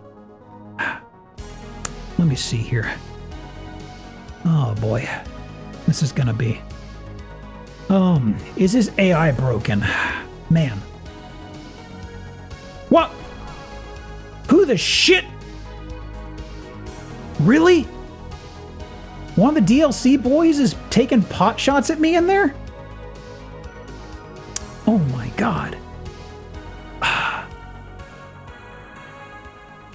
Must be busted, but something isn't. Yep. Something is working in there, and it hurts. Oh, man. Oh, man. Let me think. Let me think. Oh, it's kind of moving around a little bit. And roll. Yep. Okay. Uh-oh. Why can't I move? I couldn't move for some reason. There was like an invisible wall. Oh my god. Was that who I was running into? Oh boy, that entire room is functional, y'all. That entire room is working. Oh no. Oh, it's one of the DLC armored guys. Holy shit. Oh my god. That's one of the, that's one of those 4 Sentinels, but they're from the DLC. They're incredibly, incredibly chufty. Oh my god. Oh my god. Death Stranding's path was on a whole new level, used dynamic on-the-fly system, great curve paths with NPCs to account for the rough ground. Not valid paths as the geo was so complex. Let me see, let me see. So something that's kind of bothering me right now is my voice is actually starting to ache a little bit. And also, I didn't do the randomizer on the weapon, on the enemies. This is also kind of just, as I mentioned, kind of for practice. Since I've got a longer stream time, I may kill my voice, you know? I've had a lot of talking pre-stream and stuff. So let me go ahead and do that. This was good for poking around and figuring some things out. Don't die. Give me time. Give me time. Yeah.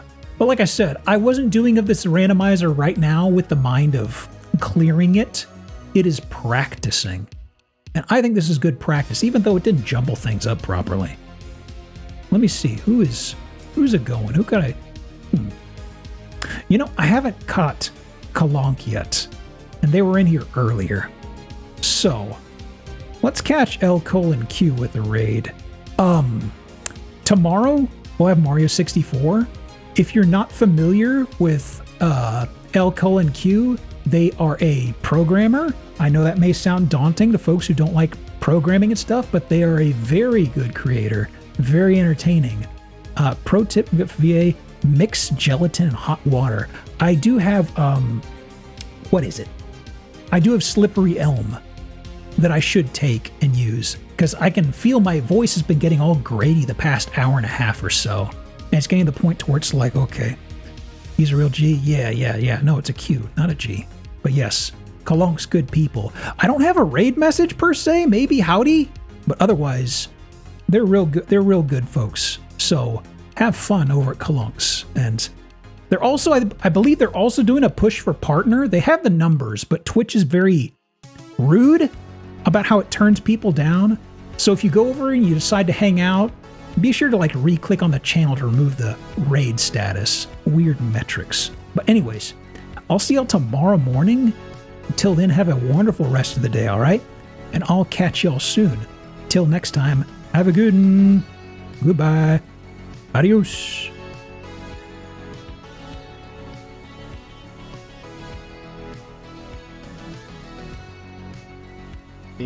Well, you just have well, anyway, continuing on. Welcome in Hexadigital. Hello.